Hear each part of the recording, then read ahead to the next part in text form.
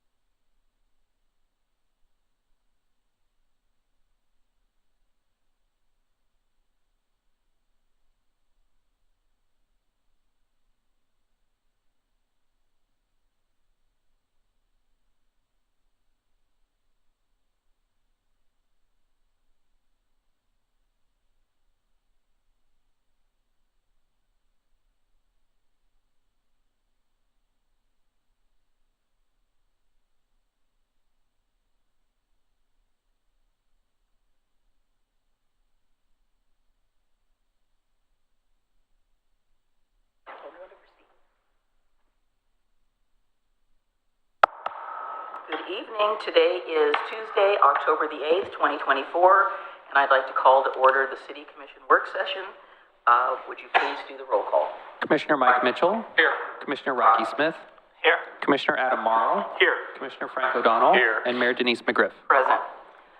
So we have a number of items on our agenda tonight. Last but not least, our first one that we usually always have, I'm going to turn it over to City Manager Conkle for a list of future work session agenda items. Thank you. So next Wednesday, the 16th, we're planning to bring the adaptive reuse discussion back at 6 o'clock for an hour before the regular meeting at 7. And then at our regular work session in November, we are looking at trying to bring back the local traffic volume standards, as well as a discussion about the K-9 retirement fund. And then we're holding the December 10th work session for potential interviews for the Planning Commission, consistent with what's been changed with the code in terms of the commission interviews Planning Commission members. So I was trying to hold some time for that. So next Wednesday on the 16th, several commissioners are going to be down in Bend for the League of Oregon Cities Conference. I know we might have another conflict with teacher and parent-teacher night. So I think, Frank, you might be the only one here.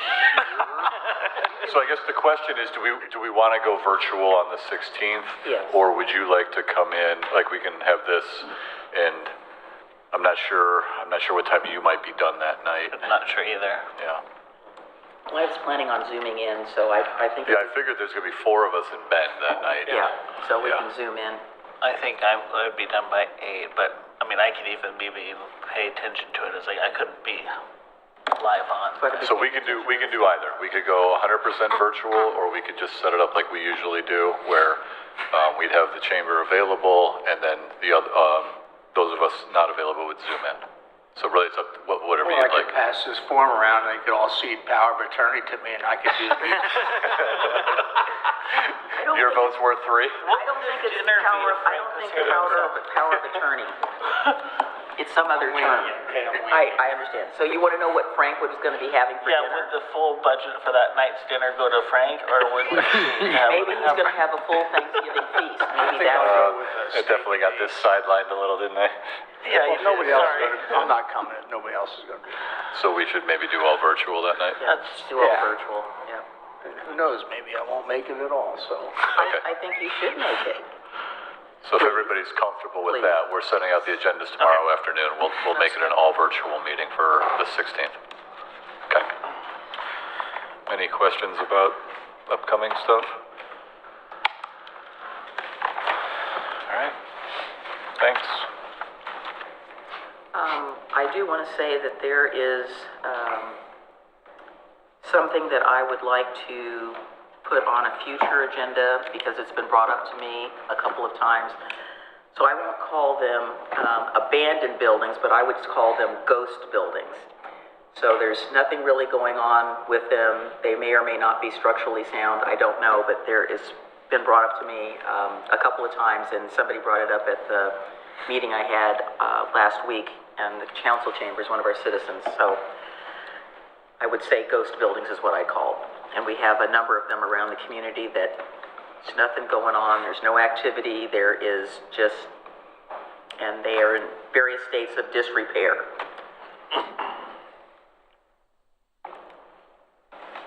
I thought we did a registry. I think we did for residential. If I'm Yeah, recalling residential. right after COVID. And Right. I think Okay.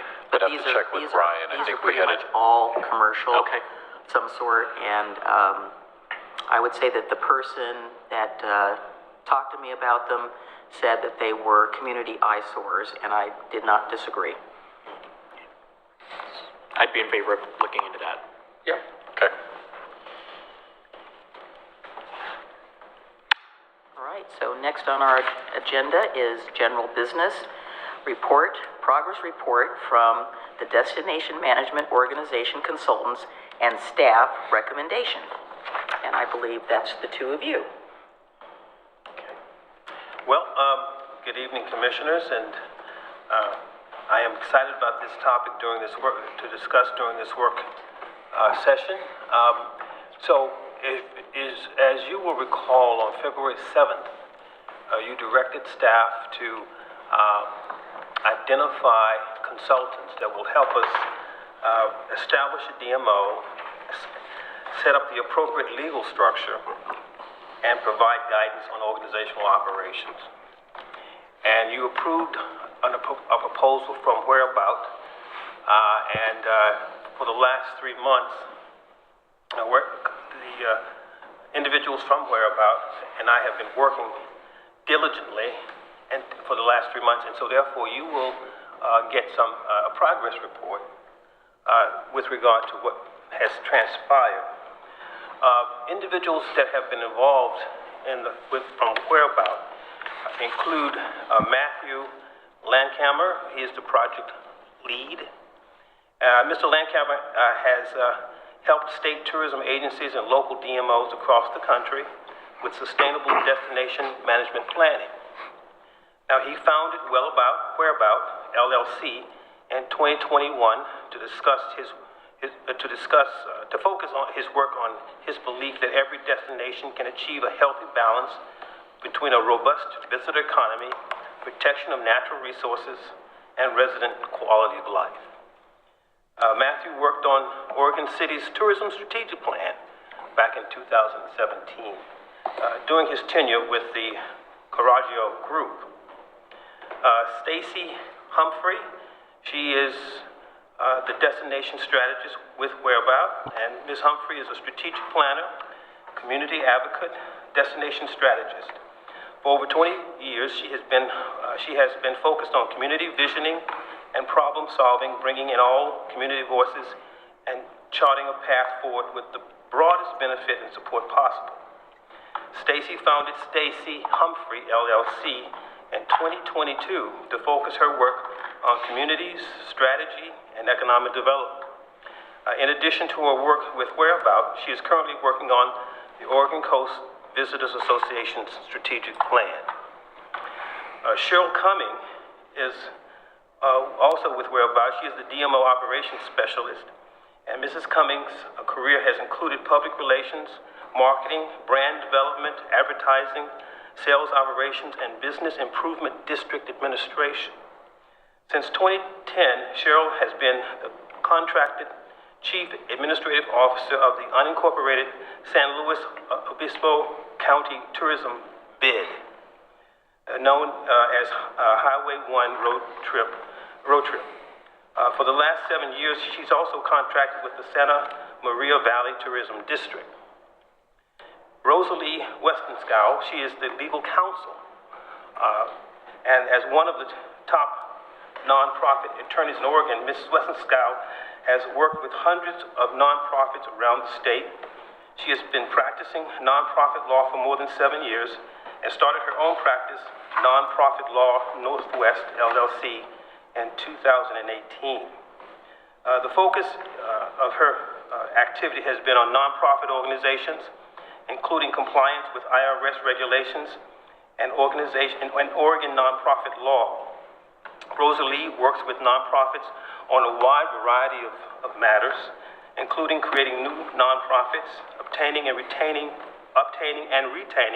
tax-exempt status, setting up sister organizations, achieving an effective corporate governance structure, complying with unrelated business income tax rules, fiscal sponsor agreements, contracts for goods and services, leases, and a variety of other matters. So we have a full slate of individuals working with us on this DMO strategy. And I will now turn it over, I believe, to Stacy Humphrey, who is with us tonight. So before she does that, I have a semi-related but inquiring minds want to know question. So if this is Matthew on? Yes. So Matthew, tell me where you came up with the name. The name Whereabout? Yes. I didn't see anything about the backstory. Yeah, I played with a lot of different names, but I wanted the name to represent a focus on place. And that word somehow just stood out It's about place. It's about where. It's whereabout is where it came from. Okay, thank you for that. You're welcome. So I believe we're going to pull the slides up, and Mayor McGriff and members of the commission, it's really nice to be in front of this body again. Last time I presented to this body, we were sharing the strategic plan that was just referenced, and one of those recommendations in that plan was that Oregon City set up a DMO, and here we are a few years later doing that work. So I am really happy to be here. Given that the great introduction that James just gave for us, I think we can pass through the individual slide here and go just a quick background on whereabout. We work from coast to coast at the U.S. at every level, from Brand USA to state tourism agencies to county and municipal destination organizations throughout the country. But strategy is the through line. There is always a tie to strategy. And in this case, it's the execution of that strategy that you all approved a few years back. Rosalie, if you want to give a little introduction to your firm, and then we'll just move on into the rest of the presentation. And next slide for Jacob, please. Thank you. So just a short summary of what was already said before. We serve solely nonprofits, work with all types of organizations all around the state, operating both in Oregon, around the country, and internationally, and do a lot of work for formation and tax exempt status, as well as ongoing legal advice. Great, thank you. And again, thank you, Mayor McGriff, commissioners, for having us. And James, thank you so much for working with us on this project. As a quick kind of matter of where are we in the process and what is this process, we have a timeline here and workflow. What we are sharing today is really all the work that you see kind of in phase one. The way that this work is blocked out first is some discovery and analysis to understand what some of the sentiment around forming a DMO, what are some of those concerns. And that's phase one. We are on that last line, actually the first line of phase two, a city commission report today. The next phase of this work will be looking at organizational design, looking at skills and capabilities, needs analysis, and a role design. And that should be happening this fall after we gain your direction at today's meeting. Once that is complete, we'll be moving and transitioning into entity creation, which includes the filing for a tax exempt status. That application, while the filing can be done easily, the application process and review takes a significant period of time. We did not want that to get lost by only having this out a couple months. So you'll see that it says 6 months there in the description. And then also our team is here to support with the recruitment, screening resumes, and supporting with interviews when that time comes. So that's the general flow of work, and we are just at that transition of phase one, phase two. And what we'll be talking about today are the findings from phase one. Let's go to the next slide, Jacob. Thanks so much for forwarding these for us. And so first, I know from listening to the 4 commission meetings from October to February that this is a first commission and what a DMO is. I know that you also probably have an audience calling in or tracking this. It's a pretty active group of stakeholders in the city. So just to give some common language about what do we mean, what is a DMO, what is its role? The acronym DMO can mean one of two things within the travel and tourism industry: destination marketing organization and destination management organization. A destination marketing organization really focuses their work on marketing and getting the word out about a destination. A destination management organization does marketing as well as other things like facilitating visitor services, implementing strategic planning, other activities like maybe engaging in beautification, some advocacy, and destination development. In both instances, the DMO is seeking to support a tourism destination and promote tourism in such a way that it contributes to economic prosperity of the community. At Whereabout, we also try to take a look at it at the lens of how is the destination of a place and the community of a place interacting. That's definitely a part of our lens. Next slide, please, Jacob. Thank you. So to get to this place where we're sharing information now, we reviewed a whole lot of background information. We reviewed the Coraggio report that was done back in 2018, as well as I think it was Point B report that predated that, as well as other background documents. Watched the 4 city commission work sessions between October and February, including those 3 interviews with McMinnville, Wilsonville, and Mount Hood Territory. Those were in January.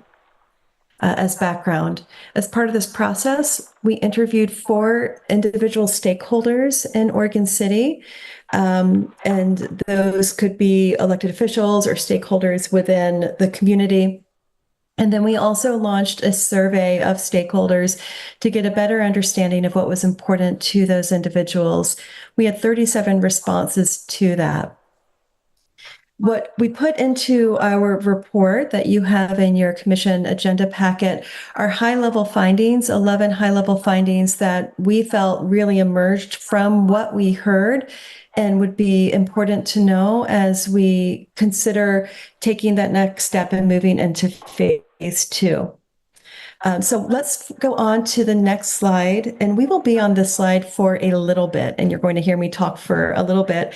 After me talking, I'm going to hand this over to Rosalie to talk about different nonprofit statuses, but we'll probably be here for maybe like 8 minutes, and then we'll transition over to Rosalie. So just to manage time and expectations on slide. So some of the key things that we heard in those interviews and survey, a destination management organization for Oregon City is broadly supported. When participants expressed that the need for a DMO has been longstanding, some folks have been skeptical about having this be a standalone organization and are actually quite enthusiastic now. One of the things that we did hear as folks were expressing that enthusiasm was also to have some transparency and communicating what the organization is doing and the benefit of travel and tourism and of this organization to the community. The next thing that we heard, pretty resounding, is that all assets of the city need to be promoted. The heritage sites are clearly the competitive lead for the city, and it's a very unique offering for Oregon City. And tourism is the full package of those, and the food and beverage, and Main Street, and river, and falls, and.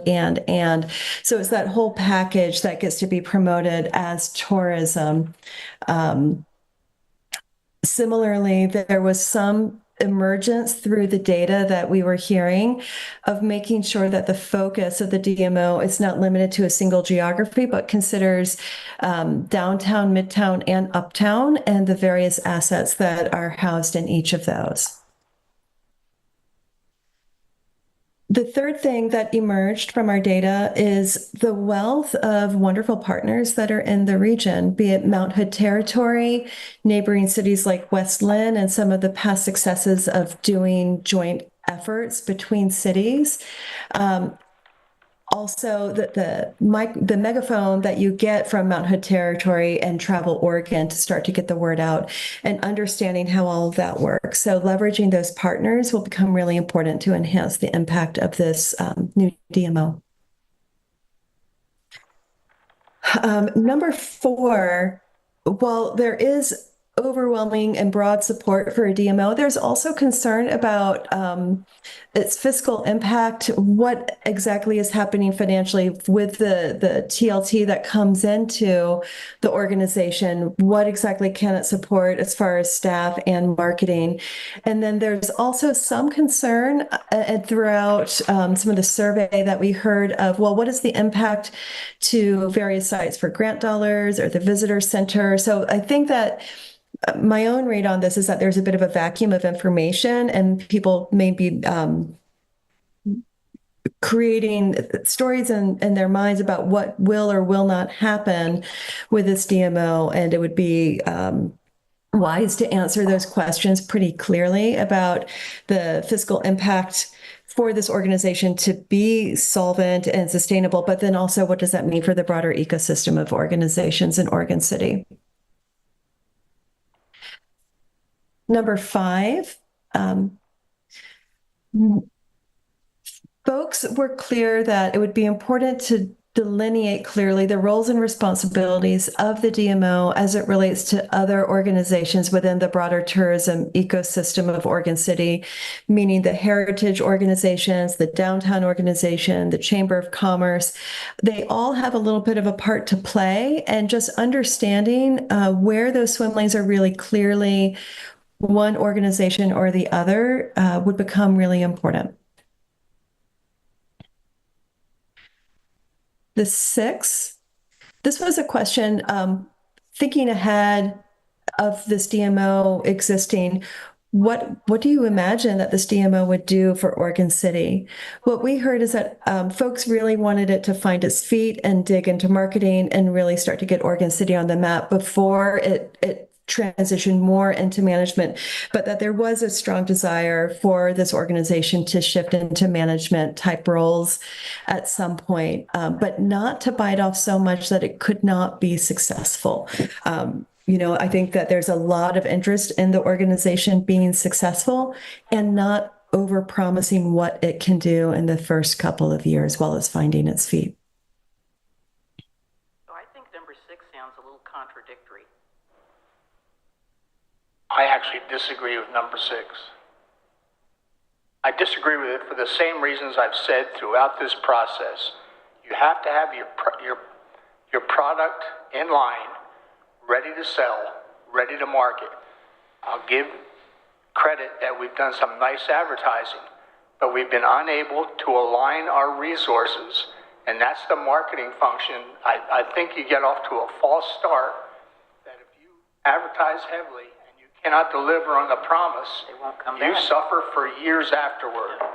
And that's why I lean to moving into a management function relatively quickly and review the marketing function, which I think has done fairly well. The advertisements were fairly effective, but you have to deliver on the promise, because if you don't, you do not live that down for a period of years to follow. I think there kind of has to be some of both.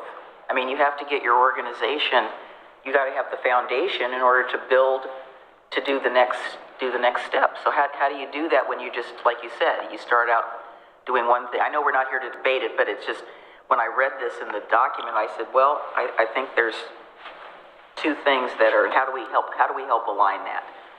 Well, I think James and his group have done a very good job on the advertising function, the marketing function. There's some very enjoyable pieces that have been published, but the organization and bringing organizations into the fold and an agreement of who will be open, when will be open, how do we establish commonality of ticketing? What is our product that we're offering that we can offer concurrently with each other? Not get here and this is open and that's not open and this hours of operation are different than that. That's the management function that needs to occur to establish that commonality, have a product ready to go to market. If you're not ready to go to market, you're setting yourself up to fail. Well, I think Stacy would probably say it's not really managing the assets quite yet. I mean, I'm looking at the word management from the organizational opportunity first. Like, okay, how is it set up? How is it operating? That obviously is going to happen, but I agree with you to a certain extent. Again, it seems like they're a little bit at odds with each other. Now, keep in mind, this is what she's heard. Right, I know that's what she's heard. We're not debating No, we're not people's debating. opinions. Right. So, Stacy, would you continue? Yeah. Your experience Thank you, has been the Mayor, market Commissioner, and has been James. different. Appreciate hearing the conversation. Number 7 is talking about indicators of success. We asked folks, what would success look like? And folks had some ideas about seeing increased attendance at various sites, that there could be a measurable impact on the local economy, maybe increasing room nights, having the second hotel finally happen in Oregon City. That came up a few times as a clear indicator of success. Probably won't happen in the next year, but that would be a true measure that tourism is definitely growing in Oregon City. But knowing that you will be tracking and needing to demonstrate success was something that was important to folks. The 8th thing that we heard that we felt that was important to bring to this is that the DMO, the purpose of the DMO is to to promote tourism in all of Oregon City, and not necessarily to heal all of what is ailing at the heritage sites. And I know that this one is probably going to be a little controversial as we dig into it from hearing the past commission meetings. What we had heard regularly is that there's some concern that the heritage sites don't have common hours of operation. Some of the things that the commissioner said, that they're run by volunteers, that the volunteer body is aging out and there aren't younger folks coming in. So how do you market these things, that these assets that don't necessarily have consistency sufficient to be marketed? The DMO's call is all of Oregon City and how to promote tourism in all of Oregon City. It can do some work to convene those heritage sites and to work on collaboration for them, but it's not necessarily the panacea for the things that are going on there. I'm going to comment on that for a moment. There's more to this than the heritage sites. There's a strong private component to this that is ready, willing, and able to engage, and they are profit driven, and they will get in there and they will make their aspect of the operation profitable and available.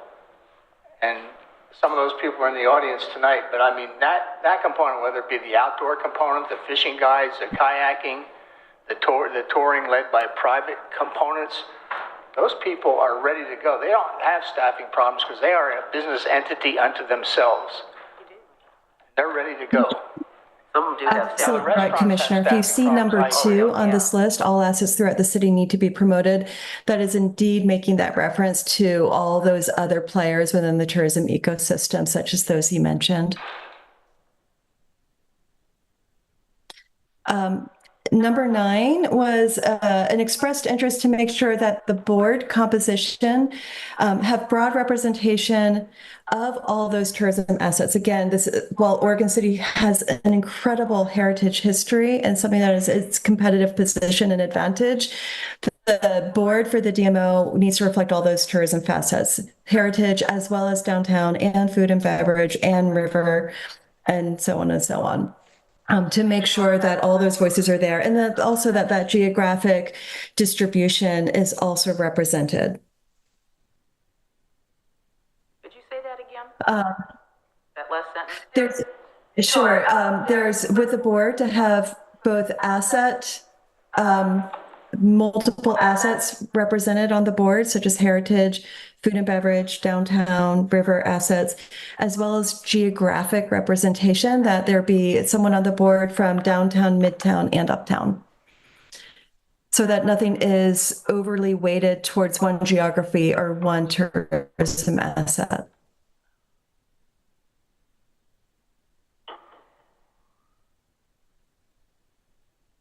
Does that answer your question, Mayor McGriff? Yes, it just didn't quite come through in the hearing part, so I just wanted to make sure I thought I heard what you said. Thank you. You bet. I get it. That happens to me more times than I'd like to say, so totally get the needing to repeat. Number 10 is the DMO needs the space to successfully do its job. One of the things we heard in interviews and we saw in the survey responses is a concern that the city may hold on too tightly to this and not hold on so tightly that the DMO cannot do its job. There is a desire to make sure that what has happened in the past doesn't happen in the future, and that requires some different ways of thinking and approaching this work. So this is really important. I think what I want as the takeaway here is that it's important for the city to understand about how it can empower the DMO to do its mission on behalf of the city, and what that looks and may feel like as different than the way some things have played out in the past. The last thing on here is really about who should be at the helm. We asked in both the survey and interviews about attributes of who folks what were the attributes people thought would be necessary for the person at the helm of this new organization? The things that came up repeatedly, someone who's visionary, someone who's inclusive and can bring all the different parties to a table, someone who's collaborative. Some of the other descriptions that came up, someone who has a thick skin, someone who can hold the space for conflict without being part of a conflict. There was some real interesting insights into who this person may be. Folks did want this person to have some travel and tourism experience in the past and to bring that expertise to bear to Oregon City. So those are the 11 key points that emerged from the survey, from interviews and listening to background data, reading background data that felt like the most important things to share and what we heard from stakeholders. James and Mayor McGriff, I wonder if you want to, if there's any super burning questions to answer now, or if you wish to go into Rosalie's sharing of the different nonprofit statuses and formations. Yeah, let me just ask the commissioners if they have any questions at this point in time. It's a good place to make that happen, so thank you. Gentlemen? I'm not without comment. I think it's important that the DMO, we're hiring a DMO because of the expertise they bring to accomplish the task at hand. The depth of their empowerment needs to be clear. And it makes no sense to me, and hopefully that the powers within the city will agree. The DMO is supposedly the experts in designing and fulfilling this task. To have them come in and work at cross purposes to them or to give different direction, maybe you can have an advisory input, but the DMO is going to be responsible for its own success, and they need to have the power to accomplish that success. So, you touched upon so many different things about the concern, the financial concern of existing entities. The DMO has to have a significant amount of power to align these resources and bring them to bear on the task we need to accomplish. As far as what you're about to go into, the difference between a 501c3 and C6, that was a lengthy dissertation, and I don't know about anybody else, but I understand it in depth, having written a 501c3 before. So if it's for the benefit of the audience, feel free to go in depth, but I think most people here understand the differences between the two, but maybe touching upon it again is worthwhile. Adam? Michael? Well, I guess the one that, first off, I agree with what Commissioner O'Donnell said. That we don't in Oregon City, we don't have an all day or say an all weekend attraction. What we have is a collection of attractions that make up a weekend. And if they're not operating together to at least some degree, as Commissioner O'Donnell said, the whole thing falls apart. So, I agree that the management has to be a part of what that group is doing. The other one that concerns me, and I'm just going to throw this out here, on number 9, where it says reflects all tourism facets, I agree with that. But I don't want to see that end up being interpreted that every site has to be represented on the board. I don't think that's what that's saying. No, I just want to make sure it's all facets of tourism. But I think that has to also be defined. And maybe there's an advisory board that's larger that feeds information to the management board, but it could get out of hand size-wise pretty quickly. So, well, I think the term facets is the key word. Yeah, and I think that has to be defined as what are facets. I mean, what are tourism facets? I mean, Right. there may be things that you and I think are that, and other people go, oh, that's not that. Right. So, I mean, that's gonna be resolved. That's gonna be decided. So, I mean, right now it's looking at it very broadly. I agree with Commissioner. I mean, it's just representative of the different overviews of certain, what's the outdoor overview, what's the restaurant overview, what's the historic overview, but not down to the individual No. components of each of those. Yeah, right. No. Yeah. Okay, good. Rocky? Nothing at the moment. I mean, I appreciate the comments. Again, you know, Commissioner Smith and I have the longest tenure on looking at this particular aspect, and I think that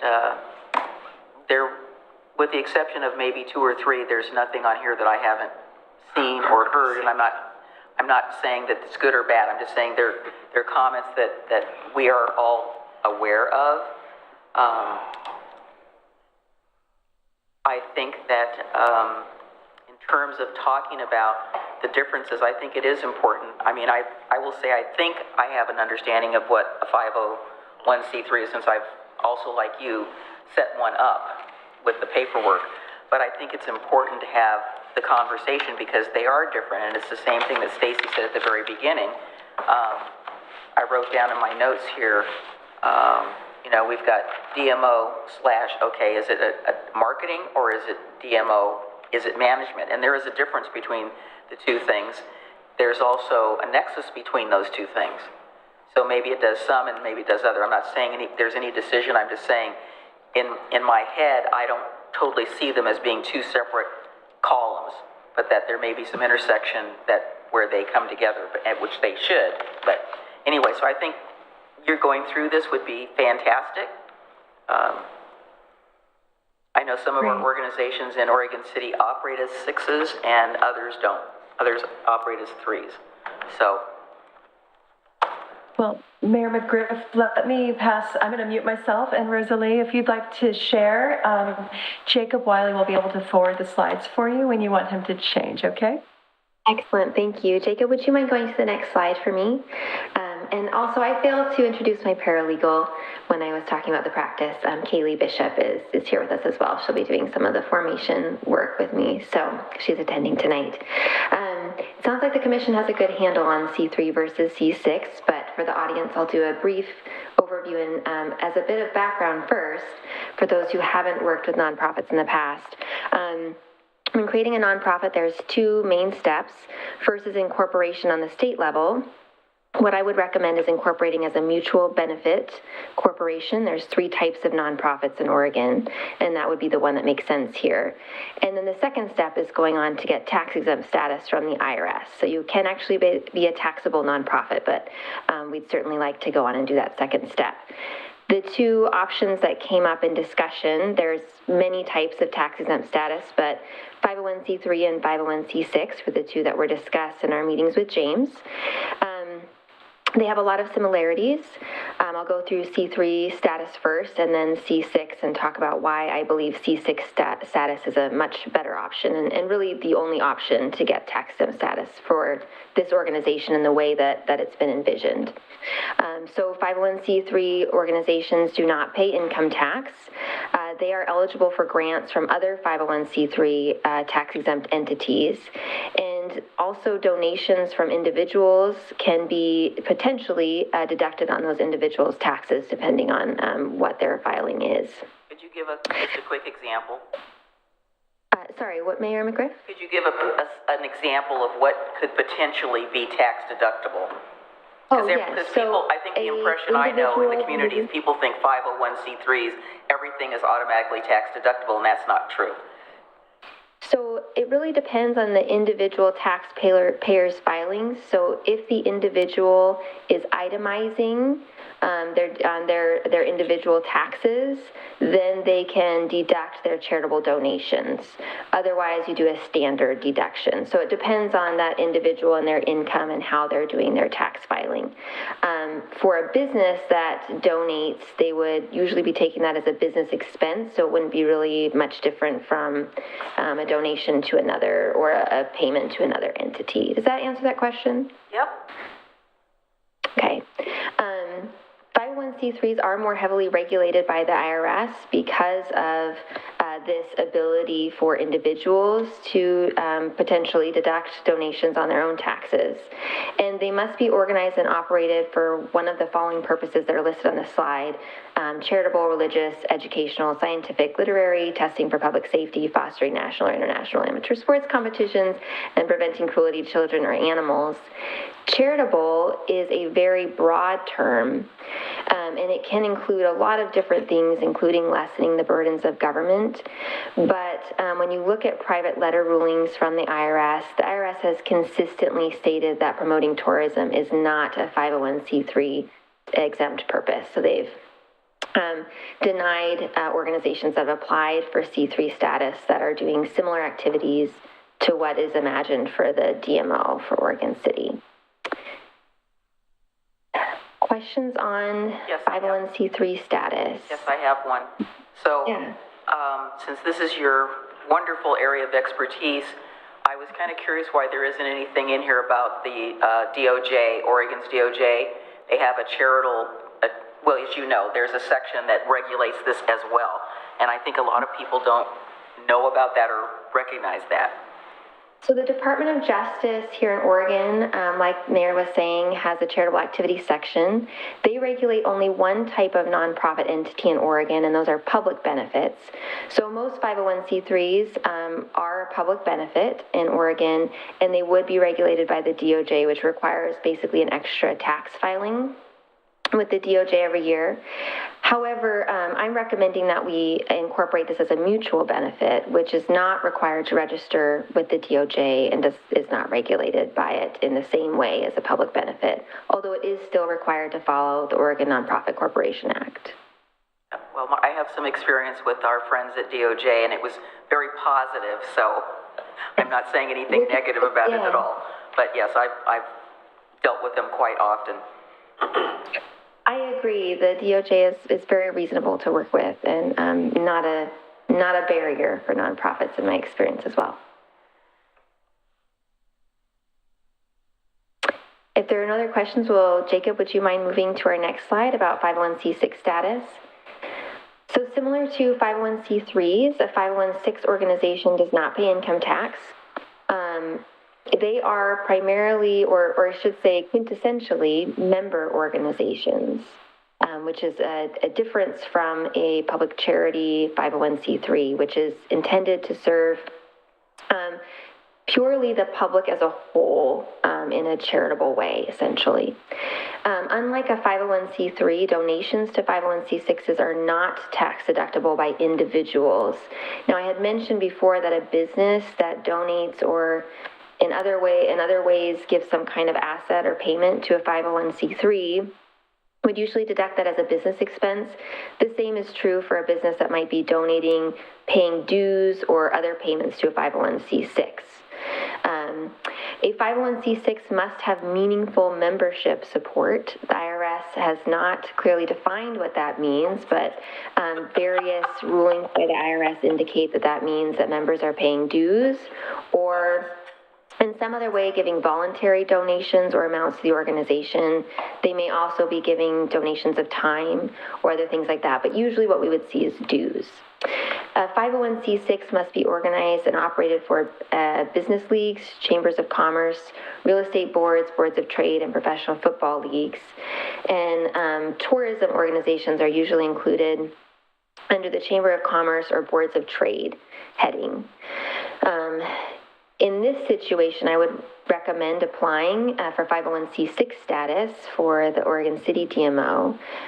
It falls right within what you see for many other 501c6s and their purposes. Albany Visitors Association and Visit McMinnville, for instance, are both 501c6s. And I think the main thing that we need to keep in mind here as we look at that structure is that the 501c6 will need to have some kind of membership, whether that is voting members, which is a statutory term in Oregon, or it is non-voting members, will be something that needs to be determined in that creation stage with the incoming board and the commission's approval. And then the services or the work of the 501c6 will need to be promotion of the community in general and improving lines of business in general, not services to particular members, which can again be a little bit difficult to parse those two things out. I was going to ask you because on its surface, it sounds like it's a chamber, but you're saying that no, there is a difference.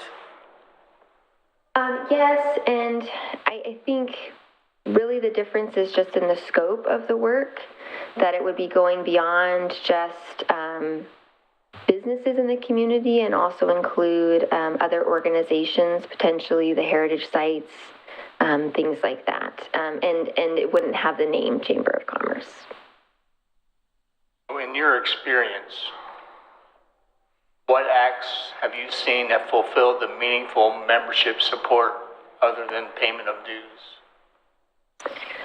So the actual wording from the application for tax exempt status requires that there is one line that you have to enter in the amount that you receive, the organization receives from members to provide support.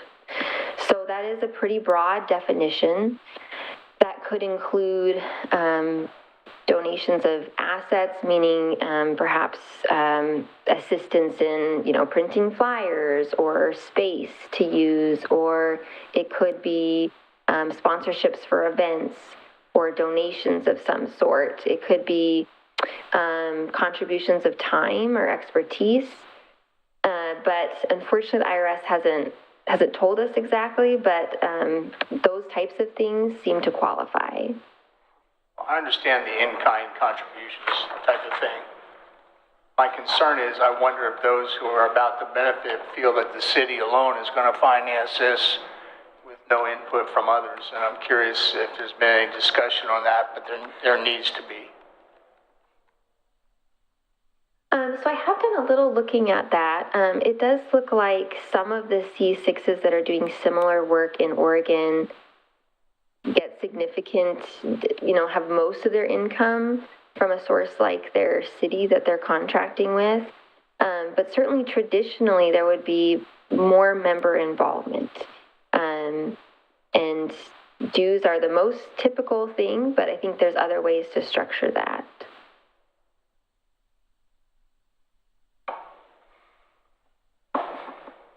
I think, obviously, the chamber has membership requirements. The Downtown Association has membership requirements. Midtown does not have an organized group that's asking for funding, but, there's a definitely a sort of a pull on different organizations to, support or dues or whatever we want to call it right now from around the city. I'm just curious how that will be viewed. If the city is putting up the lion's share of operational expenses, when this is viewed under meaningful membership support, people that evaluate that phrase, what are they looking for? Is the city putting up 90%, everybody else putting up 10 total? Or how does that, or can it just be? Well, and part of it is a narrative explanation, so I also have an opportunity in that narrative. When I am writing those applications, I am explaining to the IRS how it's functioning, and so I'm writing that in a way to persuade the IRS this fits in with it within the structure that they're looking for. And so we will certainly need a way to show that the members in Oregon City are involved in some way in this organization. And so there's different narrative ways to explain that, like we talked about the in-kind donations or involvement in an advisory committee, donations of their time to help plan events or things like that. But as I look at the tax returns for some of the other C6s, some of them have very low contributions from members and mostly a contract with their city that they're working with. So essentially, if the payments are lower from members, then I will want to have more anecdotal evidence that I can try and use to persuade the IRS. And that will not be as much of a concern if we have some kind of monetary support from members. And ongoing, there's an occasional audit of the 501c6. You'd have to provide that data you just referenced, correct? I'm not sure if I heard your whole question, Commissioner. Can you repeat that again? I'll restate it. Ongoing, there's an occasional audit of the operations of the 501c6. And at that time, that audit will review, the powers that be will review the type and amount of contributions made by all participants. Is that a fair statement? To some extent, it won't necessarily be audited, but all tax-exempt entities, almost all, including this DMO for sure, are required to submit a tax return to the IRS every year, some version of the 990, and that has extensive information about this. So the IRS will be seeing every year information on membership, support, and involvement.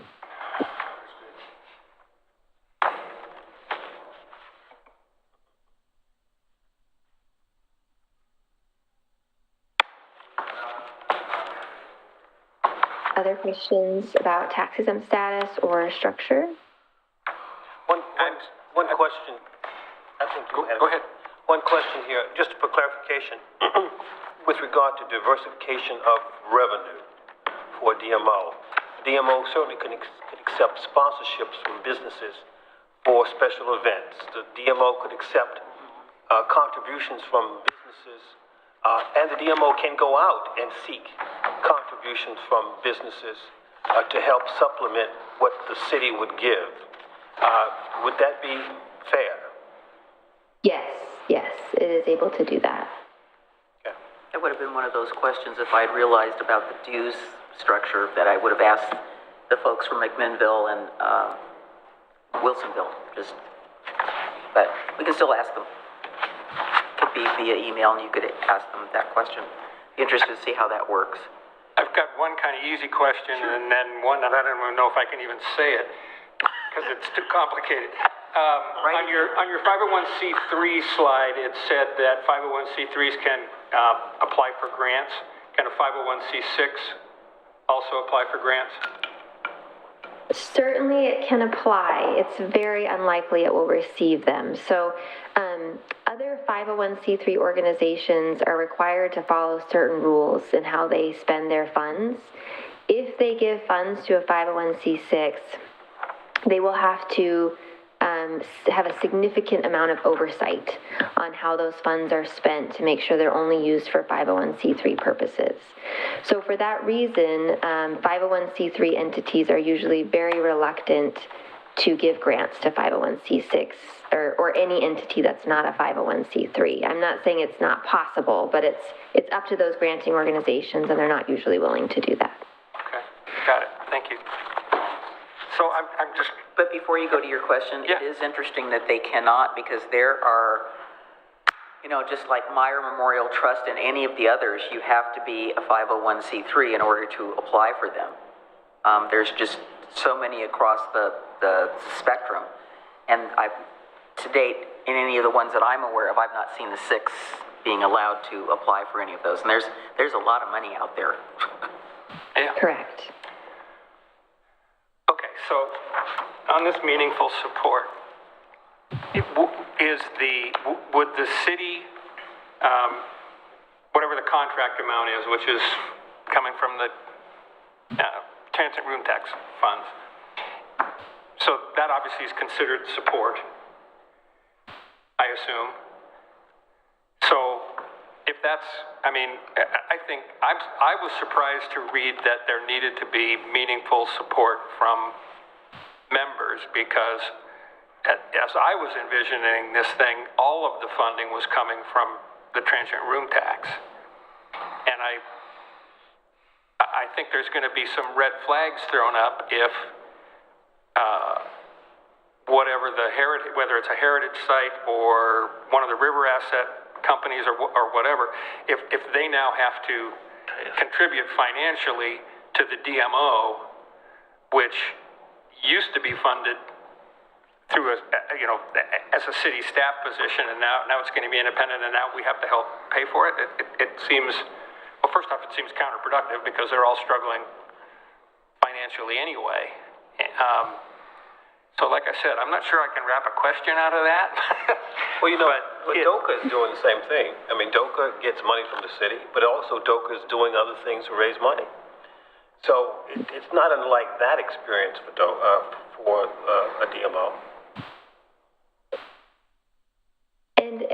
just as a little bit of information on that, again, support doesn't necessarily have to be monetary, right? And there may be opportunities where it makes sense to bring in members as sponsors or different things like that. So you don't necessarily have to require dues or payments from businesses or members to meet that.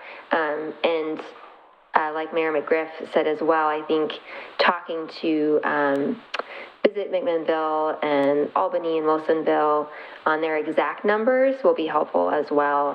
That's never a guarantee with the IRS, but a lot of it is just going to be a narrative explanation of how the community is involved in the organization. And I think the in-kind could be really important. In your experience, do you see members of a 501c6 who are not 501c3s, do you ever see them make cash contributions to the 501c6, not as a function of dues, but just here's some money to put toward this next event? Yes, depending on the type of group. I have several boards of trade that chose not to do like a formal voting membership with dues payments, but they solicit donations essentially. And again, often those are in kind. So those might be like the items needed to run the next event, for instance. So I do see that, yeah.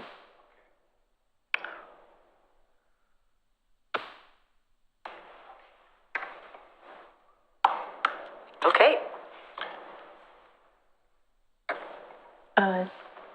Taking this back from Rosalie, that concludes the consultant presentation. Jacob, you can forward to the next slide or stop sharing screen at this point. I've got one more question. Go right ahead. On your flow chart of timing of the various activities. So the 6 month process of getting the 501c6 or 3 status. During that 6 months, can we be spinning up the organization and getting it underway during that 6 months, or do we have to wait until we have that status in hand before we can before the group can start doing things? I think I can speak to that question. As long as you apply for tax exempt status within 27 months of incorporation, which should certainly happen here, that tax exempt status is retroactive back to the date of incorporation. Right. So you can begin activities as soon as you're incorporated. Really the stumbling block is for 501c3s. They usually can't get grants until they get that determination letter in hand. So this is 6 months from the time that we submit the application to the IRS. It's not a guarantee that it'll be 6 months. The IRS says we will not talk to you about the application until 6 months is up, basically. Once 6 months has ended, then you can request that it be expedited, and they will try to get back to you within 45 days. So there's not really anything I can do on my end to speed that up. There are some situations where you can request that it's expedited, but we wouldn't qualify here. There has to be like a urgent need, or we're waiting for a large grant that's reliant on getting that status, something like that. And the If I can add a bit to that, our intention is to get the entity created and up and running by the end of this calendar year. Great. And that will be registered with the state of Oregon, up and running as an organization. That tax exempt status will take a while, but the organization will already be running. Just want to make sure that's clear. Good to hear. Thank you. Yeah, thank you, Matthew. I was going to ask about the, as you can imagine, I have experience in talking to not only DOJ, but the corporations group that you file with for all. I mean, I've talked to a lot of state agencies in my time. So I'm glad you mentioned the state. Maybe it should be in the flow chart as well, that there are some state requirements that are part of this process, so that we don't give people the impression it's just going through the IRS and then it's done, because it isn't. Thank you. That really concludes the consultant presentation. I'd like to hand this back to James as our staff liaison for what you would like to do next. Thank you, Stacy. So To help with this process going forward, it's important that that 3 individuals are appointed as either permanent board members or temporary, on a temporary status, to work with the attorney to establish the 501c6. Because the IRS is going to require, at minimum, 3 people to be in place. So don't we first have, I mean, I know the recommendation is, but don't we first have to have consensus that we're going to go with the C6? Right, well, you have to have consensus, but I'm just basically, I'm assuming that you will, because you really don't have an option. Sure we do. We always have options. But the 501c, going forward with the 501c, whatever, is going to require at least 3 individuals. There's always options. Well, how large is that pool of candidates? 3? I mean, is there a throughout pool of the candidates? business community and the city commission? Are you saying you want people to apply, or? Well, I'm just asking. Do we want to create a process, or No, want I'm to use just our saying, you process? sit here and you think that it's directed at the commission itself, but it's larger than that, right? It's Oh, yeah. any number of applicants could be those 3. It could be, yes, to answer Okay. your question, yes. Well, But keep in mind, they are either temporary or permanent, but it's important to make that clear on the outset to these individuals. Could have a situation where you have 3, get it set up, and then as that bigger board is made, they reapply again. Right. I like that idea. Yeah. Want to see how it works. Take baby steps in that. So what is your thoughts about whether it's a 3 or a 6? Well, from the presentation, it sounded clear that it can't be a 3. I mean, Can't's a big word. I mean, there's. well, it said that Yeah. it said that activities of a DMO don't qualify for a C3. Yeah. Yeah, the Internal Revenue Code is an even longer document than the word can't. Yeah. So we have very limited options here based off of what the presenter said. And so I think, I agree with what Mr. Graham said. So that's fine by me. Yeah, well, I mean, I think that there are some minor advantages to a 3. I mean, having access to a pool of grant funds is a great opportunity, but the question is, does it outweigh all the other things that the 6 can do? So, I mean, again, it's kind of like this right now. I mean, there's some advantages here. There's some things that the 3 can't do that the 6 can do, and vice versa, but there seems to be more things that the 6 can do that the 3 can't do. So, From the outset, I always felt it was going to go the direction of the C6. I think we've got a consensus on that, right? Rocky? Yeah, I think so. Okay, well, that ticks that one off the list, we've got consensus, that's the direction we want to go in. Now, the question of the appointment, now, it's up to the commission, but either the mayor can make those appointments or the commission can make those appointments. It's up to the group. I guess if I can specify my preference, I think that, as you know, anything that I have done with regard to appointments, I have always asked for concurrence by this group, because I think, again, we operate as a team, and I feel that we all have a perspective that needs to come to the table with regard to appointments. So I don't have any problem if we want to. I think we all should be involved in it, is where I'm at. And, as Frank likes to say, I can get the last word. Or this position gets the last word, but I think that we all need to be involved in this.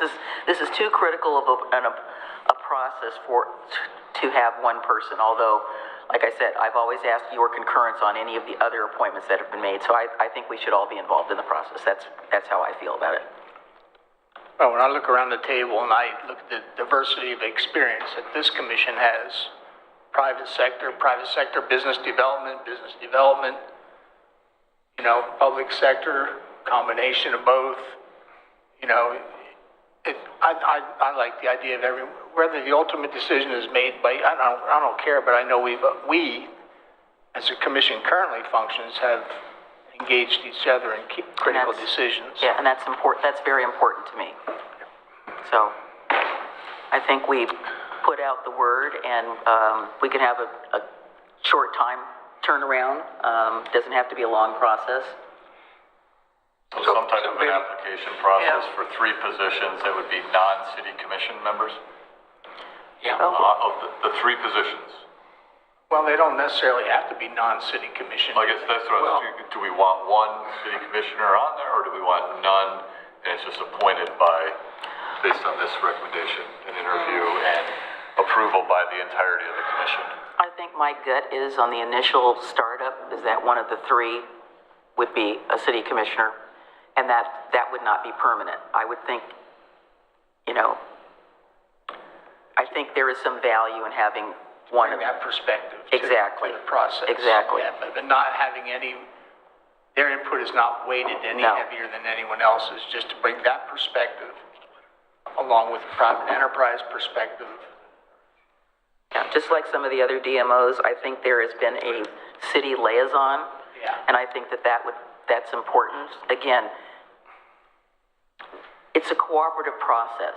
Yeah. I know that there was, some comment about, the city's, we don't want the city to take over. Well, the city is not going to take over, but the city is an integral partner in this process. And it seems to me that there should be some participation. Why would the city take over? If we were so successful, we wouldn't be going to a DMO. So let's let them do what they do best. And the city can have a liaison. So. Yeah. So we have a policy that, a city commissioner cannot sit on a board of which we give money to and be a voting member, okay? So. Well, this is the initial startup, not the permanent thing. This is just to get it going. If I may, there is a timeline consideration for the appointment of these 3 startup members. If we are to hit that timeline of successfully getting an entity stood up by the end of the year, it needs to happen with some speed. Jacob, would you be able to pull up slide 5 again? Yeah, I was saying it would be a very short turnaround. I don't think we need to create an application. I think we ask for a letter of interest or a letter of intent about why they should be appointed to this. But I think that the city manager made an important point, though. The city is going to give money to this entity. Yeah, you're Not yet. You're not voting. And you can't vote. Right. So that's one angle. The other angle, and I'm just if we really want the DMO to operate on its own and to have I would say free reign to do what it needs to do in order to be successful. The other option is to allow all 3 members to be from the community, because the position is going to have to be. The 3 positions would be president, secretary, and treasurer. So. And at some point, the board is going to have, those 3 individuals are going to have to vote to do certain things in compliance with IRS regulations and law. So it might be helpful at this stage because to appoint 3 individuals from the community so that they can go forward without any other considerations in terms of their decision making. Because keep in mind, all they're going to be doing, and not all they're going to be doing, but the important thing they're going to be doing is setting up the organizational and operational aspects of the organization based on IRS law. Does the IRS law specify that those have to be officers, or they can operate? Because again, I'm not seeing the 3 people as being permanent. I'm seeing the 3 people as working on the startup, and then once the organization is set up and they get a larger board, then they can reapply. It comes right down to voting. And it comes right down to... Well, they can all vote. Well, I'm not going to get into a debate. Semantics. Semantics, okay. But the point here is that it's important to consider the other option is to have the DMO, individuals on the DMO that are from the community in general without other considerations. It's clean. People I don't can understand what you mean by other considerations. Well, I mean, the policy the city has of eventually the DMO having resources from the city and having a commissioner on it to vote, because there will be voting requirements for those three individuals. I would. So I guess we've laid out the both sides, right? Okay. If you want a commissioner on, please make that decision. Realize that, we're going to make a decision that we're not going to follow that policy related to voting, because there are going to be voting necessary. Right. I think it sounds like there's consensus that this is set up to get it to a point where it can have a larger board, at which point, this is almost like a task force. Once that task is done, they're done. And they need to reapply with everybody else when that happens. And so if we are going to have a commissioner on there, is it going to be the president? And we're looking for a treasurer and a secretary? Or, Well, Does it have I'm to going be to three? suggest that we have 3 community members with a non-voting commission liaison, and that those be temporary positions, but temporary positions with the understanding that they can reapply for the permanent once we get position. it rolling. That'd be my suggestion. I agree with that. I support that. That's what I was trying to get at. Okay. Yeah. Can I make one very small comment? Sorry to interject. Oh, please make a large comment. Sorry. The non-voting commissioner is a very good idea. We need to have 3 voting members under Oregon law, so we do have to have 3 voting members. The second thing is that this board, if it is actually appointed as the board, it would then be the group that appointed the next board, right? So you have a self-electing board under Oregon law unless you have voting members that are outside people who have the right to vote for, like a Chamber of Commerce would traditionally have. So I'm not sure if the thought is that the commission would later appoint a replacement board, but that may not be feasible depending on the timing and how you decide to do that and how the bylaws are structured. Could the commission vote to create the initial board and then empower it after that? Yes, especially if the initial board did all the work up to incorporation, then we incorporated the commission as the incorporator appoints the full board going forward. That would be the easiest, cleanest way to do that. I like that. I support Did that. everybody understand that? Yeah. We got it. And I appreciate your saying, that, May I Rosalie. ask Jacob to pull up slide 5, just to talk about timeline, as you all are talking about this task force to look at the work ahead. If we look in that phase 2 section, you'll see City Commission report. That's where we're at today in October. What we've been anticipating is in October, November, to do some of that deep dive into organizational design, role design, skills and capabilities, needs analysis, with a goal of coming back to the commission on December 10 to get blessing so that we can do that entity creation by end of year. With some of the process you're talking about, that might need to slide a smidgen, and we're tracking that as we're listening. Matthew, do you have something else you'd like to add? Yeah, critical thing there. Those pieces of work that Stacey just referenced, we're imagining doing those in collaboration with this 3-member body. So having that body in place to start meeting in a couple of weeks is sort of what we're hoping for, which is why we're raising the question about timeline. Correct. So Matthew says he needs those 3 people in place in a couple of weeks. Is that what I heard? That would be ideal. Okay. That's pretty plain. So you're talking about like possibly by the week of the 21st. Correct. Is that correct, Matthew?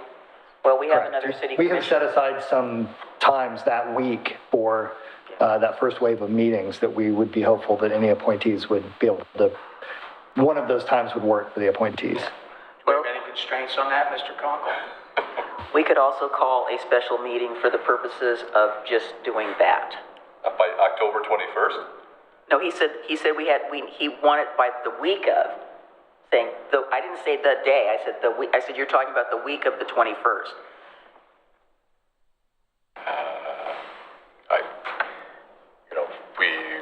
We put together something that asks for people to turn in some letter of interest. We give them 7 days. sounds short, to be It honest. sounds very, very short, right, by the time? Yeah, I don't want to miss out on good applicants. Yeah, I don't want to wait until the 6th, but if there's some way we can get it in between, again, we'd probably only need a very short period of time to meet. And if it could either be in person or in Zoom, and we make the appointments. I think it's a pretty small pool of candidates that have been following this since its inception that will express their interest in serving on that board. And they're probably watching right now, preparing I'm their sure letter. they are, but I'm also interested. They're typing while they're. Again, one of the problems that I perceived from being involved in this forever, it's always the same people, and I'm interested in looking at a mix of people that can bring some expertise and desire to the table, and that might not always be the same people. So there's other people out there. Now, maybe they're watching, maybe they're not watching, maybe they don't know about it, but I want to be able to give an opportunity because we know who the primary actors are. I think we all agree with that. It's just that conflicts with the timeline of 7 days. And so it's a choose one Well, sort I didn't say 7, he didn't say 7 days, he said anyway. Because I don't disagree with you. Yeah, I'm just saying. But when it comes to making a decision over getting a broad cross-section or getting an organization together quickly for the purposes of staying on the timeline that has been presented to us, those two don't really go together. What's your drop dead date in the wonderful world of make-believe, Matthew? Well, I'll somewhat defer to Stacy. She is the project manager on this. But just to be clear, we were hoping to have meetings the week of the 21st. So to have people in place by the week of the 21st, not to have the appointment final by the week of that. So, but Stacy, what's drop dead? Like, how far could we stretch this? You bet. Thank you, Mather, and thank you for the question, Mayor McGriff. If we are targeting entity creation before the end of the year, we would be wanting to have materials to this commission to approve at that December 10 session.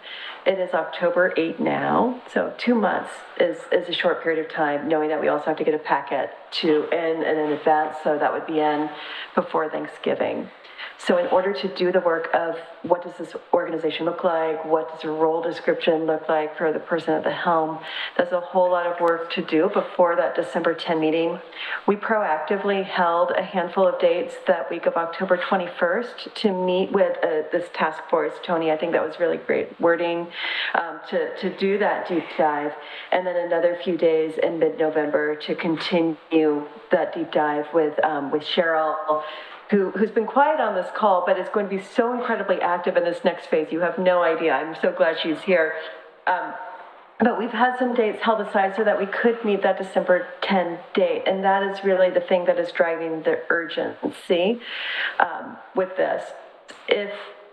And that is taking a look at Matthew and Cheryl's calendars, both of whom have robust consulting calendars and vacation calendars. So we proactively held dates already.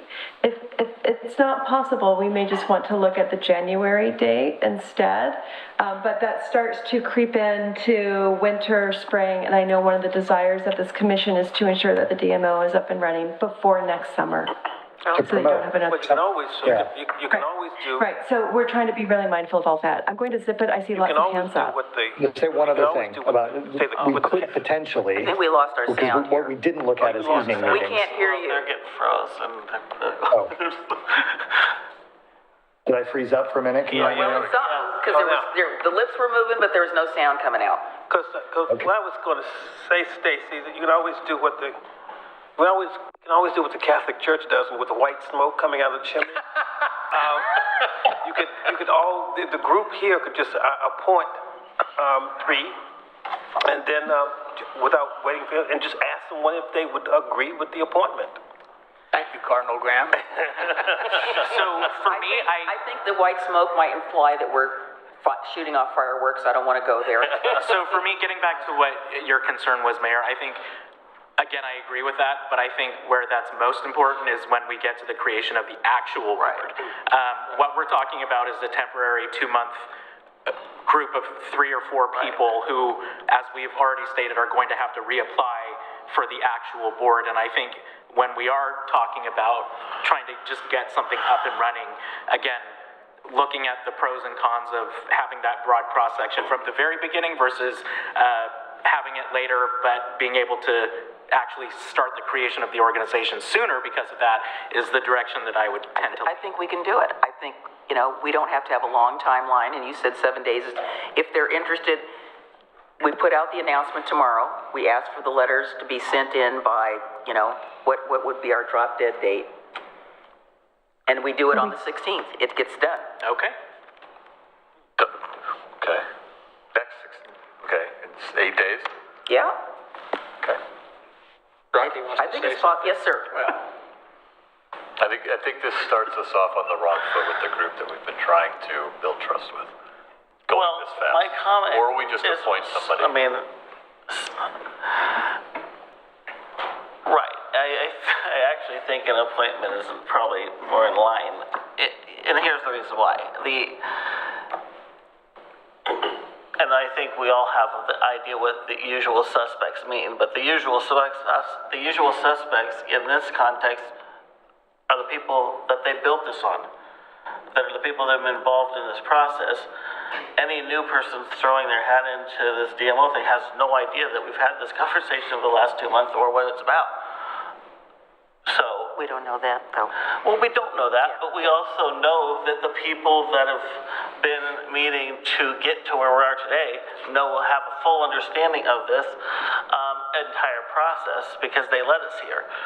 So in that case, that makes sense, and it's going to be handed off then to that broader group, and if that broader group chooses the usual suspects, then that's who they choose. Okay, well, I'm happy to make some phone calls tomorrow and talk to people and see who might be interested. But I think that if somebody's interested, they can send us an email saying, I'm interested. I wouldn't exclude anybody, sure. No, I don't think it'll exclude anybody. No. Okay, so if I'm hearing this, we're going to put together some type of an announcement that is advertising for volunteers to sit on a limited term task force for the creation of a DMO. The 3 positions available are the president, the secretary, and the treasurer, and we need those by noon on the 16th so that the city commission can make a decision the night of the 16th. I would say the day before. I'm good with that, and I'm good with it because the distinction that Commissioner Marl makes is the formation of the organization, then operational decisions will be made potentially by a different group at a later date. And at first I started thinking about, I'd like to see some expertise brought in, but by the same token, you got to leave your self-interest behind when you do this. But the transition from a temporary group to a permanent, I can live with it. The reason I'm saying the day before is that once I get to the league, I have no access to anything printed. And unfortunately, I'm one of those people that I want to be like, it's just more difficult to. So for our meeting on the 16th, I'm going to have my packet printed and have it with me when I leave on Tuesday. Can I interject for just one moment? Getting that permanent body in place will need to happen fairly quickly if we're going to keep this timeline. So if there is a desire to advertise and have like an application process, it might be good to start that fairly soon as well, because that body will have to be in place, once we get that incorporated and we're ready to adopt bylaws and submit the tax exempt application, all of that. Sure, yeah, we can do that. Well, that can happen concurrently, right? And then when does that body have to be in place? What's the drop dead date on that?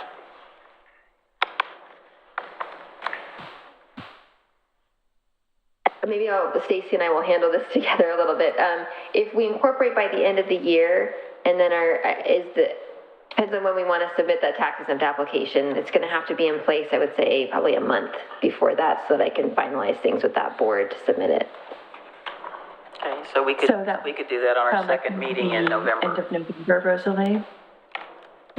If you're aiming to submit the tax exempt application in January, then a month before that, I would want to have that permanent board in place to actually adopt the various documents that have to be adopted by the board.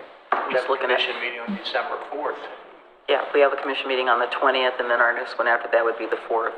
But they want it in place November, so I'm looking at that as trying to get that done. in terms of the larger board, the more permanent board, there is the question of how many board members. Yeah, that's a question. I think you heard several of the commissioners say, not too big, not too small. Yeah, and I think the last time there you go. I think the word was Go, facets. Goldilocks, go. Representing different facets. Facets, right. So the last discussion that we had, it sounded as if the commission agreed with 7. Yeah, and I think we have to also determine what those facets are. Right. Right, that's the focus, determine the Yes. facets, the Before, people yeah. fit them. And finding, But go ahead. isn't that what the three are gonna I think so. do? Well, it'd be part of what the three are discussing. Isn't that what the three, president, the secretary, and the treasurer, isn't that what they're gonna be working on? Well, that's a good question Tony, for, Yeah, that's just, Go ahead, Stacy. Thank you. I apologize. It's a little bit challenging not being in the room and feeling like I'm talking over the elected officials. I apologize for that. We do. With the three individuals that would be helping do that deep dive, they would be doing that deep dive on how many board members, what would those facets be. We would recommend that those three individuals that are doing that deeper dive over October and November also have some geographic or facet representation, and probably just one person from the historic heritage universe. It may be valuable to have someone from Mount Hood territory like Jim Austin be on that because of some of that connection and the knowledge. Downtown restaurants would be another one of those things that you would want to have represented, and that the subgroup that's doing the work. But as far as the permanent board goes and the number of individuals, I think that would be part of the conversation over the next 2 months. Matthew, Cheryl, is that your understanding? Rosalie, your understanding? Yeah, and just to dovetail on that, Stacy, if we're doing this temporary task force, we don't actually have to assign them as president, secretary, treasurer. They're not really being appointed to That's any. what I thought. I didn't think we had to do that. That's Yeah. why I said it doesn't matter. They don't need to be those I think that's probably positions better. yet. I think it makes it easier, and then when it's a larger board, then they can elect who they want to be in those positions. Or Correct. Exactly.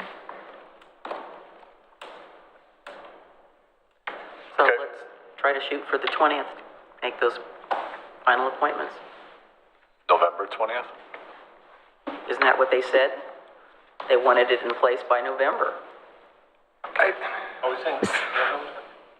So I have a to little bit of heartburn clarify, we over would, what makes things work is to have a small task force together as soon as possible, those letters of interest in the next week, choosing three individuals who have some asset diversity representation to work with Matthew, Rosalie, and Cheryl in the organizational design, the board structure. While that's going on, also have an application process for folks who would like to be on the board. That process has a later timeline, more like the end of November, beginning of December, a month before the nonprofit status application is being filed. So, Stacy, I think the mayor was talking about the larger body, and because we said it in November, the 20th is the last board meeting in November. Okay. So it's either I don't know November that it has to 20th be or by then. December 4th. Because our goal is to get this set up by the end of the year. The tax exempt application can happen sometime in January. It doesn't have to happen January 1, right? It can't, in fact, because that's a holiday. Right, yeah, well, let's So I make think it the the 4th December so 4 Tony meeting doesn't is have probably a just stroke. fine. I like the board. I don't want you to have, I don't think we need to rush that piece as I much. don't want you to be verklempt, as they say. December 4th. Rosalie's nodding, which gives me confidence. Thank you. Thank you. We're So the initial application that we're gonna put out tomorrow is gonna be short. very short. Well, something, where, Letter of interest. where do you, what part of the city do you represent? What business do you represent? What is your interest in serving on this board? Yeah. And maybe a paragraph of what the intent is as a task force for a limited time, hopefully Right. 2.5 months, Yep. to put together the organizational structure of Lots of the work. final DMO. Right. Okay, Is that- And then you'll start the application process for the permanent board I think we get through that, and then Right. we can kind of think for a little bit, because I'm sure we're missing things on the fly right now of what we want to ask, right? We don't know the board makeup. We know we want a diversity of geographic location plus business interests. You know, we could start collecting those, but I want to give folks some idea of what they're signing up to do, right? And I feel a little bit like some of that's not known yet, but I think as much as we can put in there, just realizing it might change a little bit on the fly. I think we also have to make sure we add in as much as possible in terms of not only geographic representation, but what we're trying to do with our goal 1. Yeah. I know that's going to be a little tougher, but we can make an effort. I mean, I will say this, right? When we went through the work sessions, we're holding December 10th for Planning Commission interviews. I mean, we could do these interviews on the 10th as well. Yeah. Right, so that you don't. Okay. Yeah. I mean, I'm pushing back because I feel like we're shooting at a date here, right? Where It's a lot. yeah, I just want to make sure that we're doing this correctly to get it set up, and not feeling rushed and missing something along the way. But we can open, hopefully, once we get this initial one out, we can take a breath, work with the consultants. What do we want the application to say? Maybe there's some out there already that we can crib off of and put together something with enough time that people have time to submit something with more detail for the larger board that's created. Maybe the other DMOs out there have something already that we can paraphrase. Okay, that seems. This is where Cheryl's expertise comes in really handy, because that's what she does. Okay, So, well, somebody out there has already done this, so let's not reinvent the wheel. We can wordsmith it and make it more applicable to us, but at least we would have a framework of something to use. So, okay, so we've got a consensus about that. We're going to move forward with that. Anything else? Matthew? no, not from my end. Stacy? Rosalie? And then you mentioned one more person. Did we see that other person on the screen? Cheryl Cumming is on screen. She's been quiet. Cheryl is our DMO expert. She acts. Would you like to talk Sure, we'd love her about to. yourself for a moment? She's a little frozen for the moment. Sure. There we go. Hi, all. Cheryl Cumming, and I have worked in DMOs for the past 15 years. And why you're part of this time? Good, we got some. Yeah. So, have worked in DMOs for the last 15 years and have worked with Matthew at Coraggio probably for about the same amount of time. I'm excited to do this work with all of you. I think there's a real opportunity to utilize the tools that we have created through other efforts. I've run, I think, 11 different DMOs, and I'm currently running about 9 of them. So we can pull it all together. I realize the timeline seems pretty quick, but I think with what we know and the folks we have here on your commission and our team, it'll come together quickly once we have those 3 people in place. Okay, sounds great. Gentlemen, sounds Cool. good? Yes. Okay. All right. Okay, so, all right, thank you, everybody. Thank you for zooming in. And we'll look forward Thank you. next time seeing you all in person, whenever that is. Likewise. Okay, so before we go on to 3B, we're going to take a short break, if that's okay. So we're a little recessed at the moment.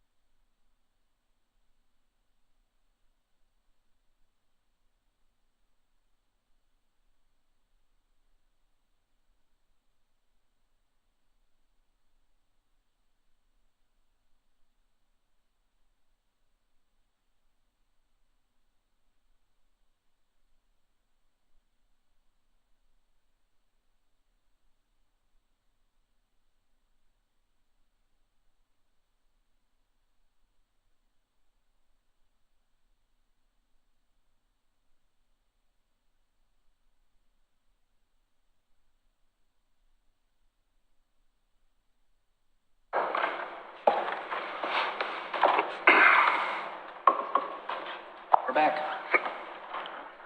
All right, we're calling back to order the City Commission work session, and next on our agenda is a Park Systems Development Charge Methodology Update. And we have Assistant City Manager Alex Rains and Parks Operations Manager Thomas Kissinger. And I forgot your name. Deb Gallardi Rothstein Group, I'm the consultant.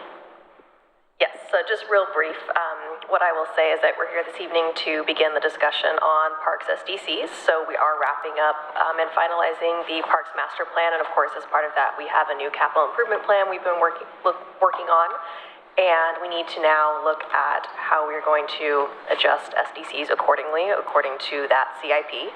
So we do have Deb here tonight to go through a presentation with you all, talk about what we think that those numbers really might be at realistically, looking at all of the information and the projects we've outlined, and then also to discuss some specific policy questions that will impact what those fees end up being. So there's a little bit of a range and a flex of what those numbers might be, but we have a pretty good solid idea of what they could end up being depending on what you all select and decide. So we'll go ahead and let Deb go through the presentation, and then we'll discuss the policy questions. Obviously, if you have questions, ask them as we move along. But we'll try to get through this, in a decent amount of time so that we can get to the policy questions.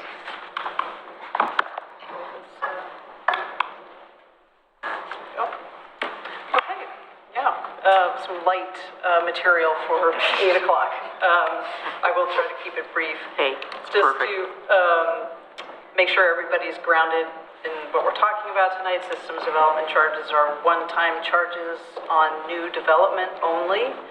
They recover system capital investments to serve future growth, and Oregon law allows SDCs for 5 infrastructure systems: water, sewer, transportation, stormwater, and parks.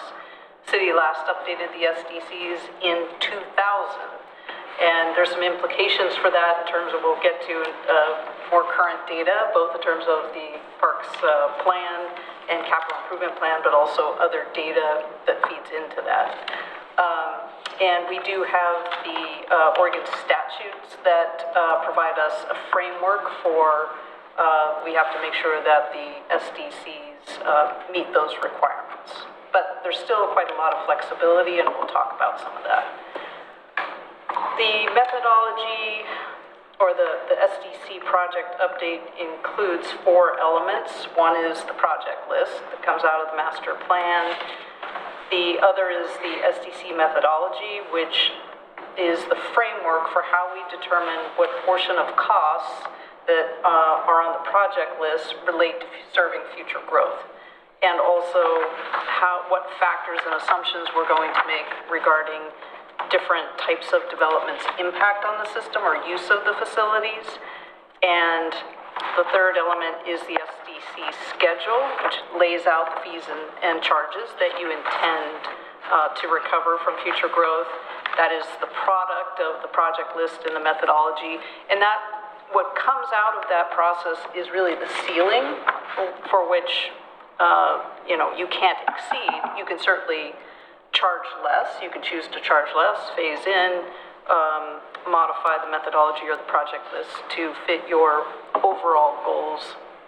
And then the final component is the administrative policies and procedures of the SDC program, credits and other elements of the administration.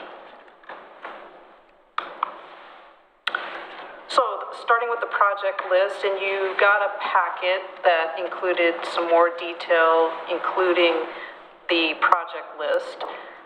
Under the Oregon statutes that govern SDCs, the project list is really important. We have to give consideration to the list of projects in developing the improvement portion of the fee. I'll talk about the different components of the fee as we discuss the methodology. It drives what the city can spend money on. So you have to identify the list of projects, how much is related to future growth, the timing of those projects, and the estimated costs. And it also then is a consideration when you have to give credit for developments.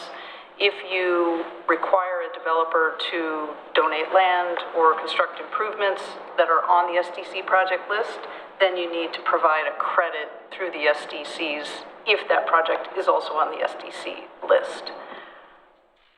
So the Parks Plan is key, and it formed the foundation, the vision for the list of projects that are part of the draft 10-year project list that you got in your packet in more detail. This is a summary, don't show all the individual projects, but you can see that the total is almost 100 million, and it represents both existing park development, kind of the next phase of development of some of the neighborhood and community parks, new land acquisition and development.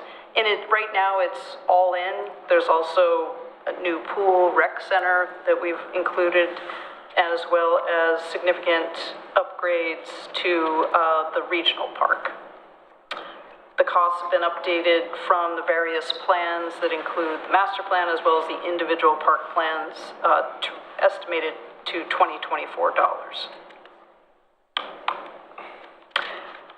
The methodology, as I mentioned, a big part of it then is to take that $100 million and say, what is an equitable allocation of those costs to future growth and existing development? So that's a key part of it. There are a number of, while this framework follows industry practice and is consistent with Oregon statutes, as I mentioned, there's a number of policy choices that you can make along the way. For example, what park types, improvements, facilities you want to include on the project list for SDC funding purposes, understanding that if the SDCs aren't contributing revenue to it, then you'll need to have additional funding sources to implement those projects. The parks serve people, so we spread those costs, the growth costs, over the projected new residents of the city as well as employees. And to come up with a cost per person. One of the policy issues has to do with how those costs are distributed, and do non-residential developments pay for all the different park types. The final component of the methodology then is determining how to charge residential developments and non-residential developments. So do you scale the SDCs based on the size of the house? Is it uniform? How many different categories of residential? And similarly for non-residential, what kind of categories and assumptions do you want to make there? And finally, as I mentioned, how you want to implement the new SDCs over what time period? About last year. Last year? Well, we've got numbers and we're ready to go as soon as we get some feedback on some of these policy questions. So the improvements are an important part of the SDC, overall SDC, but Oregon law also allows it to the extent that we can demonstrate that there's available capacity in the system, that you can also include a reimbursement fee that recovers investments that you've already made. And then finally, you can also spend SDCs on the cost of complying with the statute. So that includes my time and part of the master planning cost to develop the project list. So we've come to you with estimates for all of these different components. So because one of the key aspects of the SDC methodology is to determine what is a growth cost, we need some metric for evaluating what is the capacity that we need and determining how many acres we need for future growth versus existing development. The primary method that's used is level of service to determine that capacity metric. And so this table shows you for each major park type how many acres per thousand population we have in terms of total units and developed units. Because you have some acreage right now that you own, but it's not developed yet to its full potential. So we look at those two types of acreage differently, and for indoor recreation facilities, we look at square footage in terms of establishing what that level of service is. And we do look at 2 planning periods here. So as I mentioned, it's a 10-year project list, but when we think about spreading the cost over future growth, these are really facilities and parks that are going to serve development beyond just that 10-year period. Some of these investments will occur at the end of the period and serve beyond. So we've broken the planning period into 2, the generational kind of assets and improvements to the regional park and indoor recreation, new pool recreation facility. We've assumed a 30-year planning period, and for the neighborhood community pocket parks, a 20-year period. Just to give you an example of how we use that level of service information to determine then for each park how much of that improvement is growth versus existing, we can look at the neighborhood park example here. So under this approach, existing acreage and facilities are assumed to first meet the needs of existing development. They've been paid for by existing development. It's not that growth won't use existing facilities. SDCs are about growth paying for the next increment of capacity. So the SDCs cannot, though, be used to increase the level of service for existing development. So the neighborhood parks are a good example where there's an existing deficiency with respect to the level of service. So this table shows, we look at the acreage of the existing acreage and the future planned acreage. That is existing plus the project list, what we're adding in terms of total acreage and developed acreage. That determines the level of service. If you see here for parks, neighborhood parks, both in terms of total acreage and developed acreage, the future planned level of service is higher than the existing level of service. So we know that there is some amount of those improvements that existing development will need to participate in. And we can then determine, just using those, it's basic math of, however many number of acres per thousand, how much is needed of the project list to serve existing, which in the case of the new acreage acquisition, it's about 7 acres of the 21, which is about a third of the new acres are needed to raise the level of service of existing development, and a higher percent is in terms of developed acreage, because at any given point, you purchase the acres, then you develop it out. So usually that lags in terms of the level of service. May I ask a question? Oh, please, yeah. This makes total sense in areas of the city where we have new development. I'm having a hard time reconciling this in areas of the city that have already been developed before we even had SDCs, and you're saying that existing acreage is assumed to first meet the needs of the existing development. So I'm not understanding how we're using the word existing development, because my mind immediately went to, okay, Rivercrest, McLaughlin, Ely, which are our older neighborhoods. There are some parks in them that didn't have anything to do with any of this because they were already there or deeded to the public by long dead city fathers.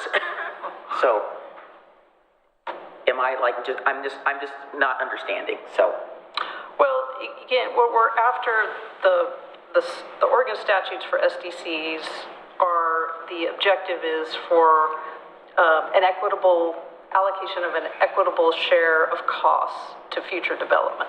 And so we need some basis to say, well, what should the next increment of growth over the next 20, 30 years, what portion of the existing facilities and the new facilities should they pay for?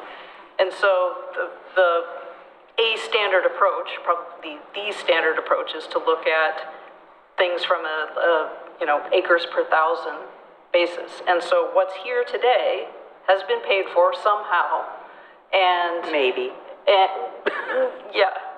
Not with SDCs, but some other methodology. Sure. Yeah. And understand that if the city, only in the case where the city has paid for facilities or parks, would they be recouping any additional from future growth. It had to be funded by the city, and there has to be available capacity. For neighborhood parks, that's not the case. So growth will not contribute, even though there is some infill, and they will use some of those. They're going to pay their share of neighborhood park acreage based on the value of the additional neighborhood parks that are planned in the project list. So everybody will pay their little piece of neighborhood park generally. You're not buying, a particular park, except for, I guess, the regional park, which serves everybody. So it's a funding mechanism. And we're not looking to, try to identify which park is going to serve which person. Yeah, I understand that on a 64,000 foot scale. So it's just the way that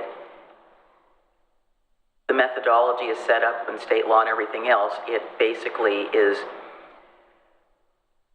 primarily contributing to areas where we have, where the development is. So where Mike lives and some of the other new developments where we've gotten land and in lieu of, et cetera, et cetera.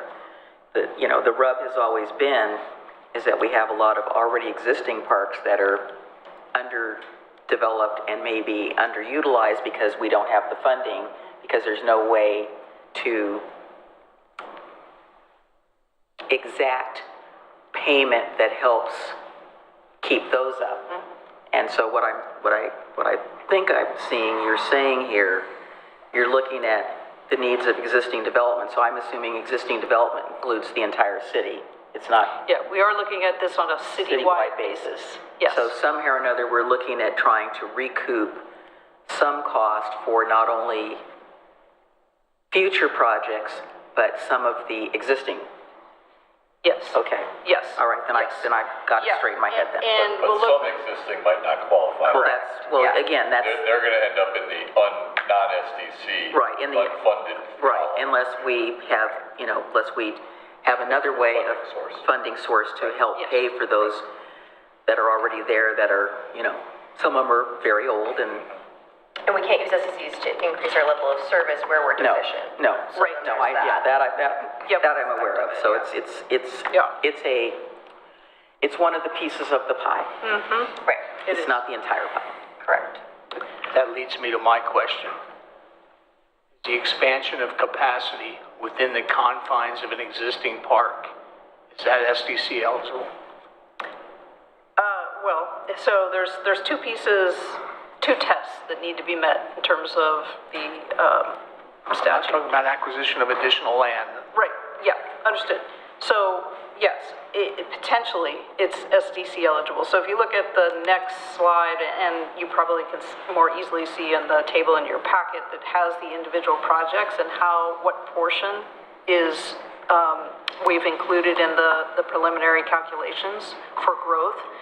You'll see that, for example, the community parks that are listed under existing park development, phase 2, are 100% SDC eligible. That's because they're increasing the amount of developed acreage or developing it at a higher intensity, and that based on the level of service, additional acres developed is needed wholly to provide for the level of service for future development. There is no deficiency for existing development.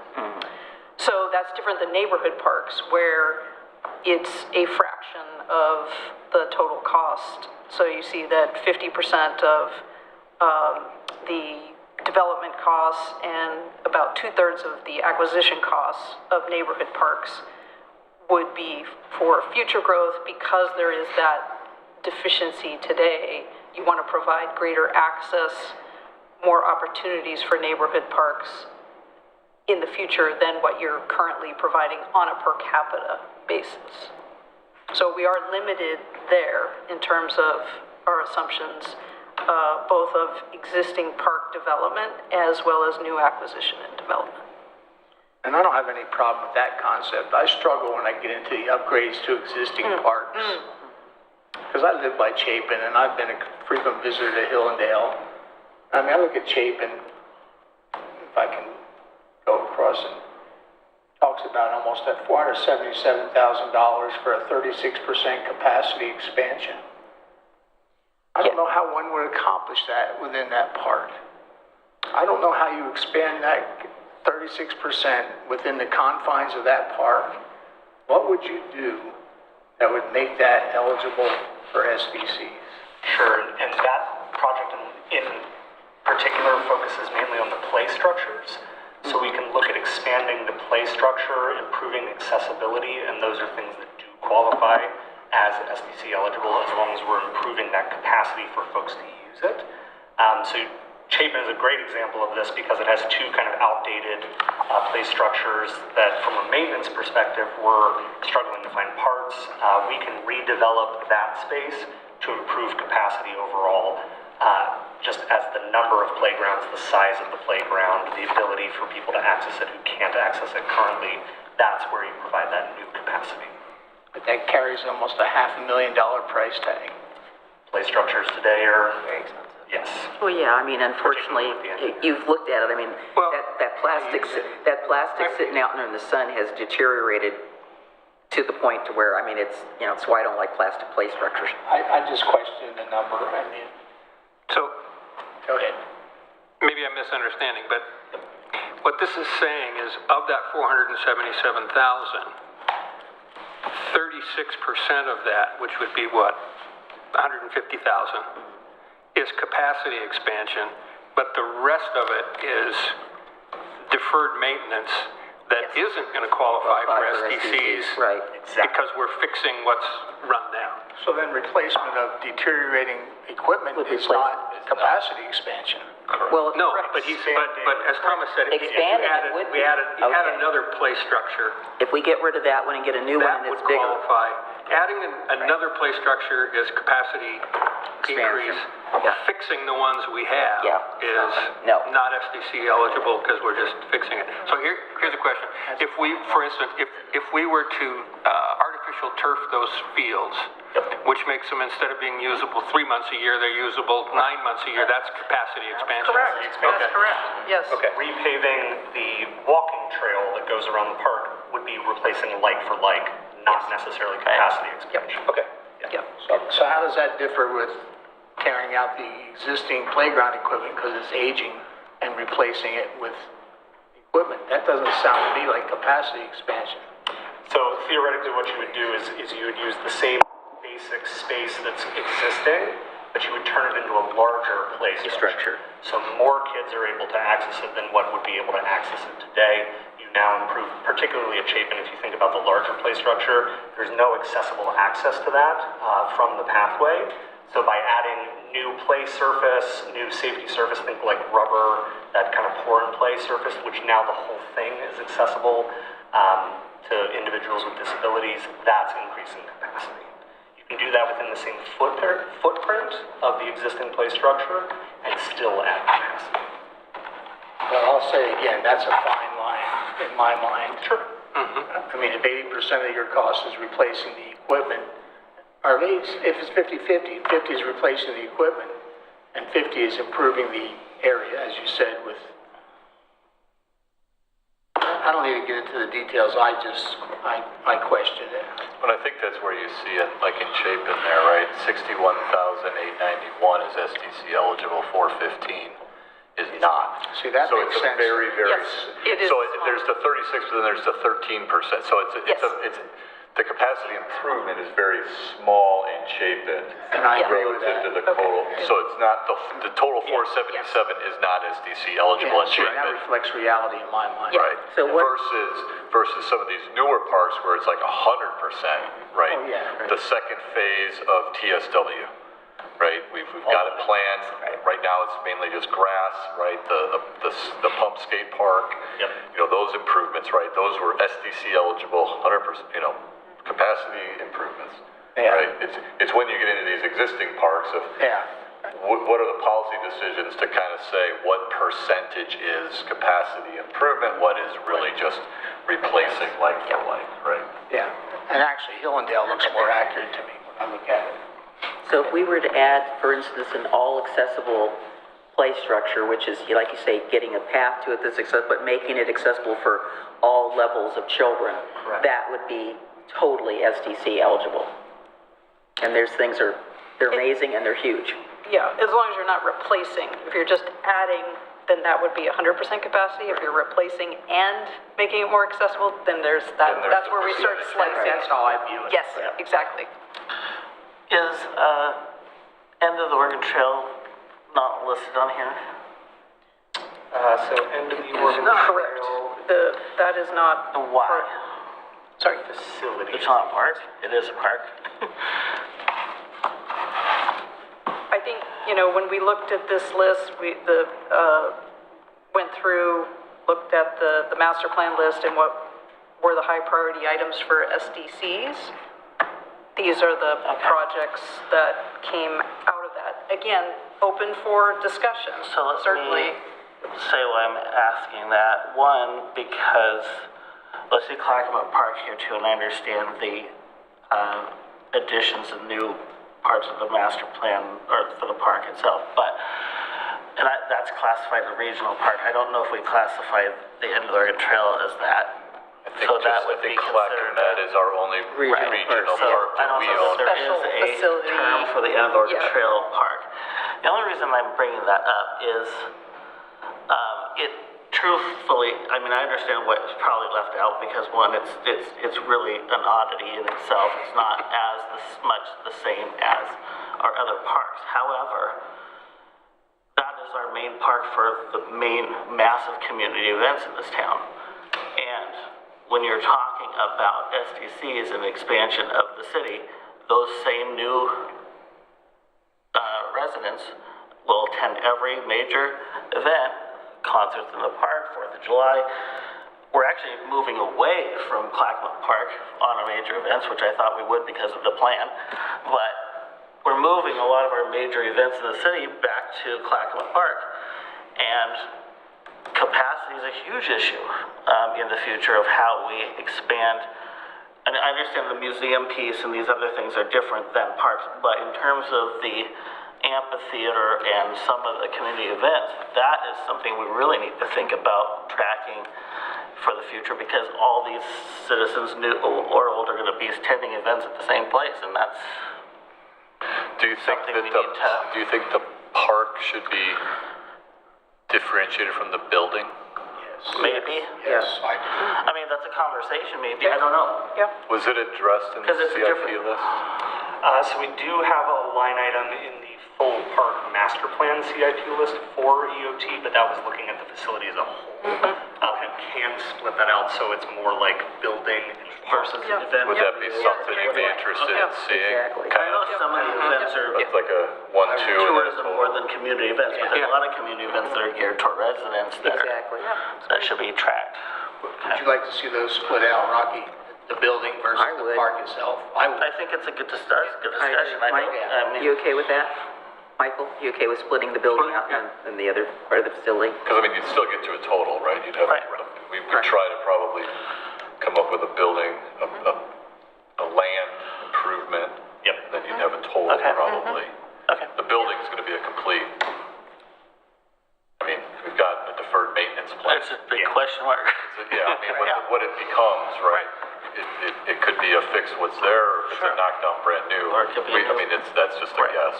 The only thing I would add about the buildings is that it would be nice to have some additional capacity so we didn't always have to rent all those porta potties all the time. So we have a larger footprint for the bathrooms. Yeah. Okay, great point. Yeah, appreciate that. We will go back and take a look at that. I absolutely love these charts. I wish there were grid lines on it. Yeah, I was actually having to do that myself, so note to self. Yeah. I know in the print feature, there's one that says add grid lines. Yeah, good. Yeah, thank you. We'll do that.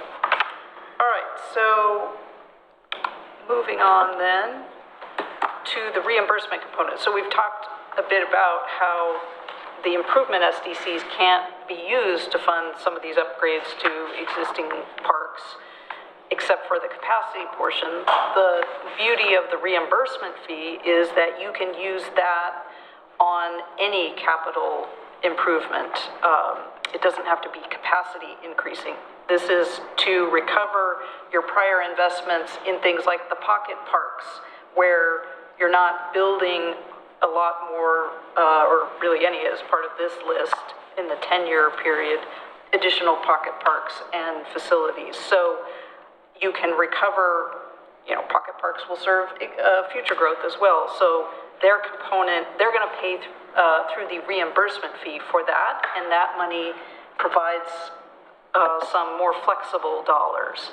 So the reimbursement fee is really limited to a portion of community park development and pocket parks, as well as a small component for regional park land.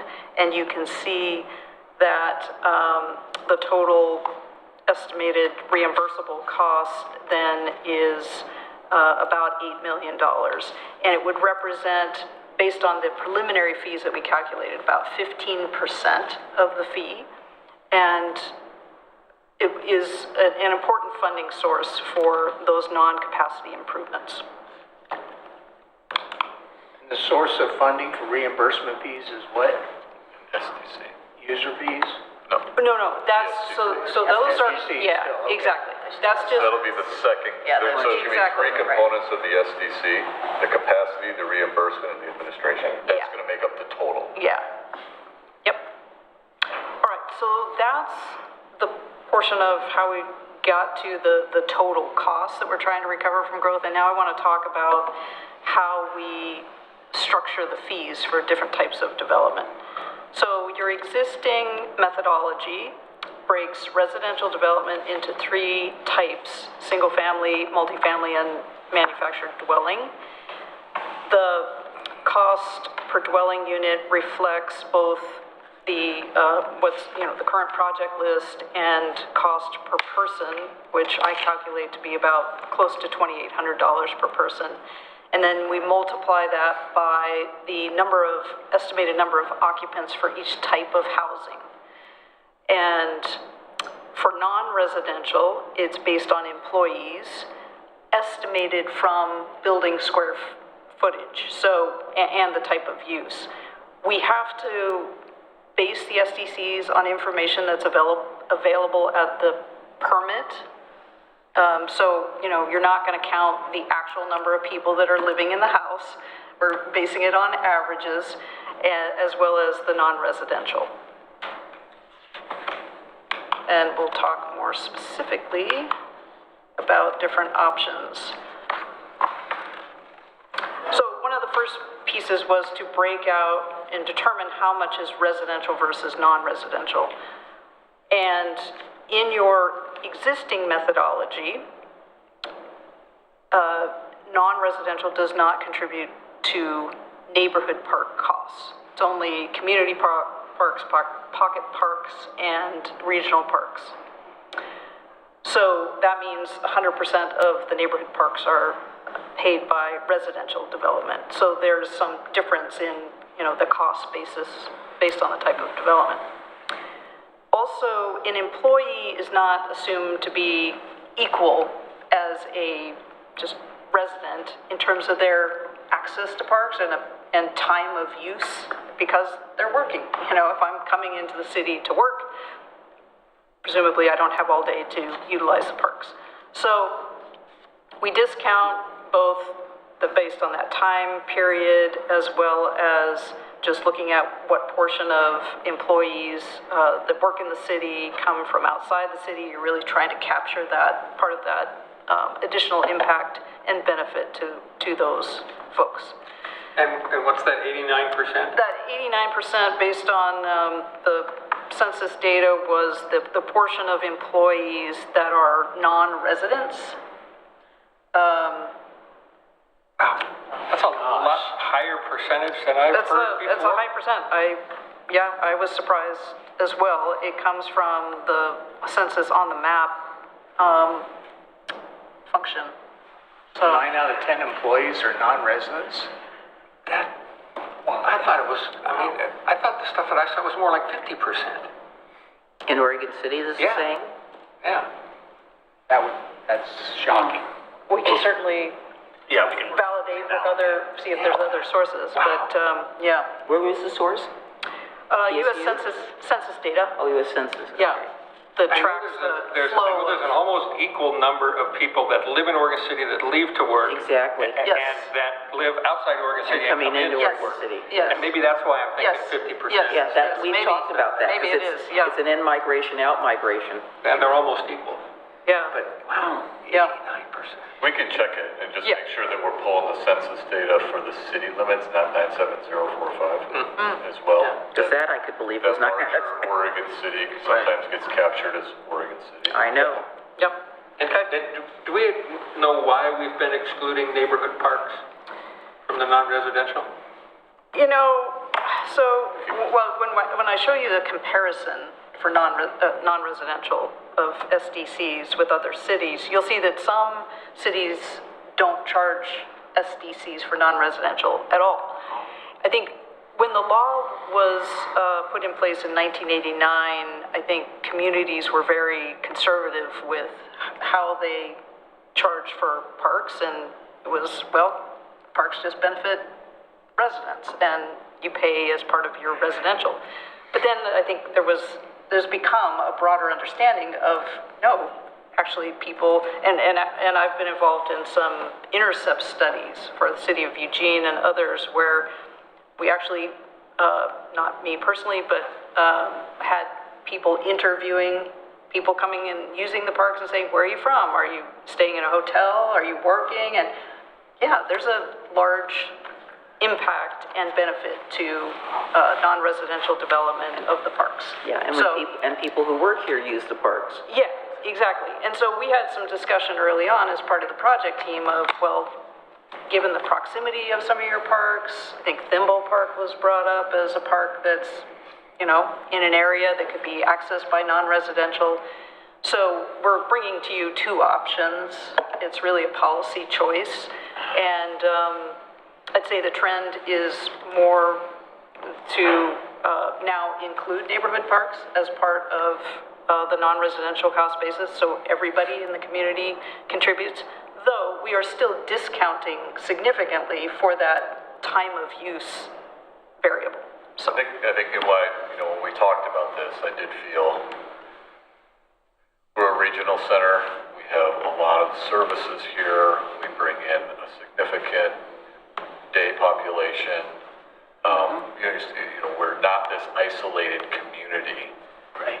Where it's miles and miles to the next community, right? And you have this interaction of rural, urban, urban to urban, court, hospitals, educational. It just felt like we see this burden on other areas of the impacts of non-residential or employment on our community. And so it really, to me, it feels like we could justify it, but it is a decision for the commission on a policy standpoint.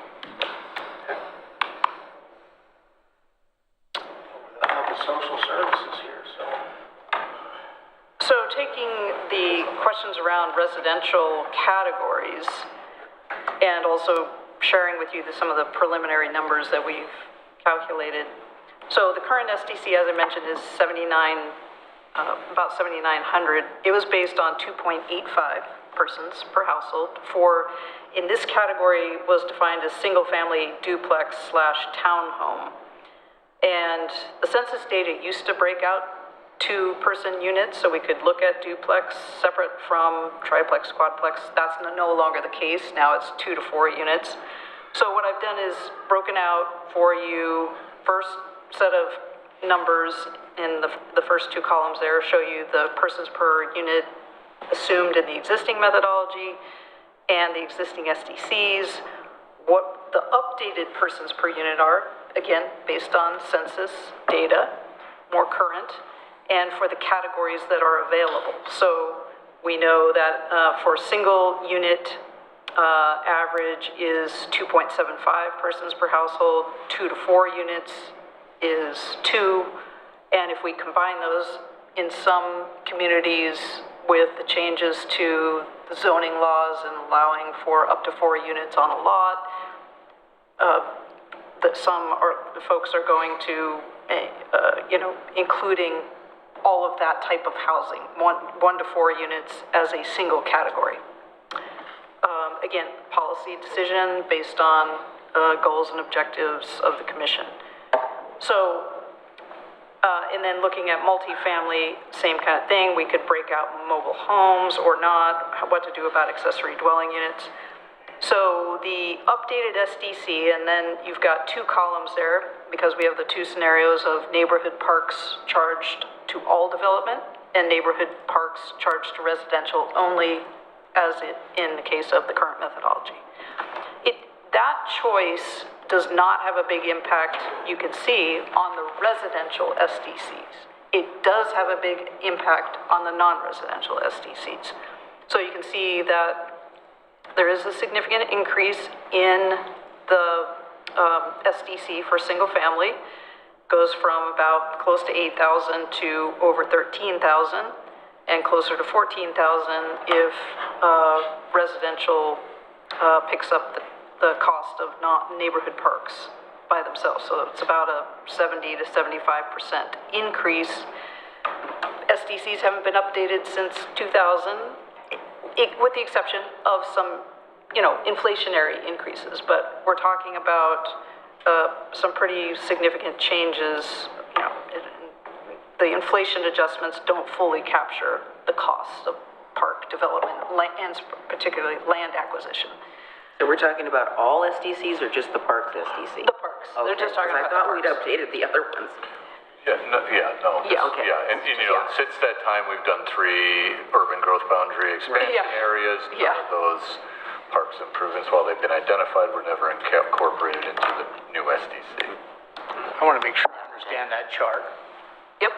So the single unit average, call it with persons per unit, 2.75 is going to pay an updated SDC of 13.8.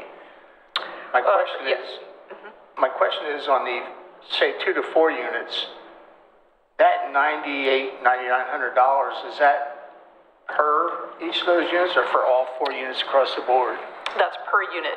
Great question. Okay. That is per unit. Yes. All right. Yeah, so it's 8,000. That seems more equitable there. Yeah. Okay. Yeah. Because it's 2 versus 2.85 people or whatever, it's like. Right. Yeah, 2 per unit. Okay. And so right now, so you could choose to break those out and charge the lower costs for the 2 to 4 units compared to the single units, or you could combine them and then have the average occupancy be based on the combined, which is about 2.68.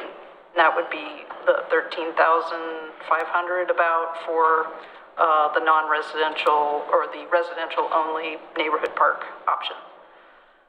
For multifamily, there is a significantly lower occupancy for those dwelling units for 5 units and above that we can evaluate from census data. The mobile homes was a little surprising.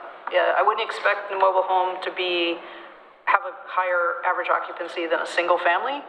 So, and my sense is because, when we start talking about those different types of housing that's not, conventional market housing, that the sample size is pretty small. So most cities that I work with either choose to charge mobile homes based on multifamily or single family, certainly not exceeding single family. So that's, again, a policy choice. And would be the same for accessory dwelling units, whether to charge on the basis of multifamily or some fraction of that. It's really a lot of flexibility in terms of that policy.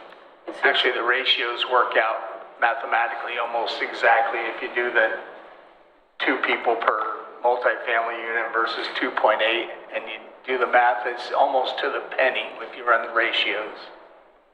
Well, I think one of the things we should probably just update that and refer to them as manufactured homes.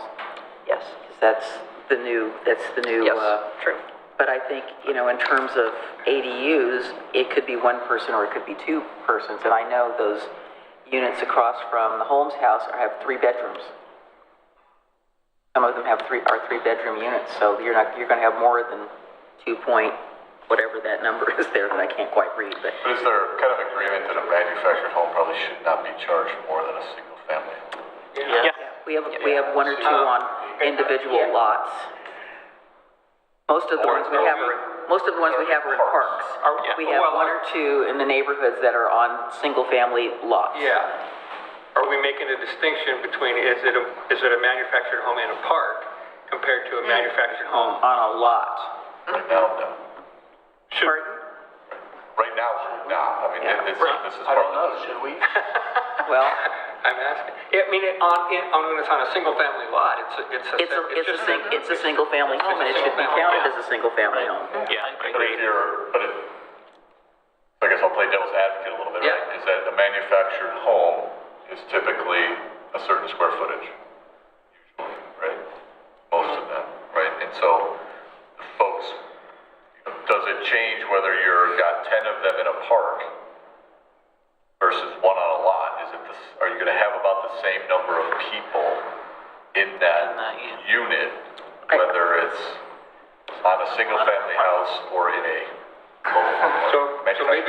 So maybe we're going to answer that when we start talking about, are we going to tier based on square footage? And that's next. Because Yes. that would catch it. Maybe we lump them together and they're based on square footage. Yeah, to me, there's a difference between ones in parks and ones on lots, because the people that are buying them on lots, they're getting a bigger home. I know the one on Prospect, I think, is a triple wide. But it's and the newer models are a lot bigger than the ones that you see traditionally in parks. 20 by 50. Yeah, right. Pretty close. 1,000 square feet. Little corridors and And I can't even remember the last time a new manufactured dwelling moved into a park here in Oregon City. I mean, the last big one that was built was the one on Cherry Lane. And those are all, they have a requirement of, has to be this age and above. And some of the older ones that are in town, those are old.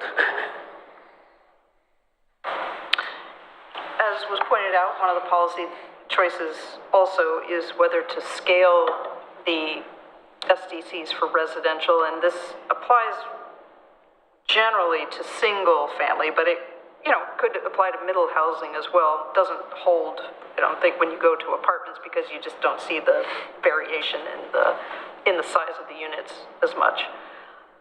But what we've provided is an example based on Water Environment Services SDCs that are scaled based on the size of the unit. So the only thing I'd say on this one is that if we are going to go with something, I would really prefer we stay consistent with Wes, right? So that we don't have two different SDCs with different square footage residential, that it's going to become an implementation nightmare. Is this their breakdown? Yes. Yes. Okay. Yes, so what I did was I took their percent differences by tier, house size tier, and applied that to the 2.75 persons per unit to come up with those estimates that you see there.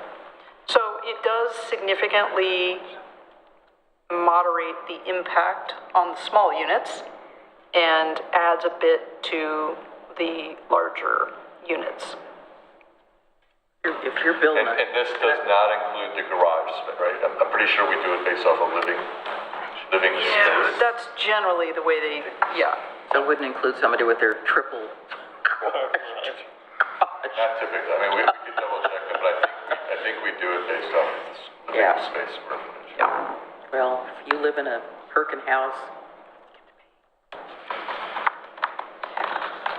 So I'll move on. I'm assuming you want to come back at the end to get more. Okay. I'm talking about those. Or another night. Given the cost of land, builders do not put small homes on land.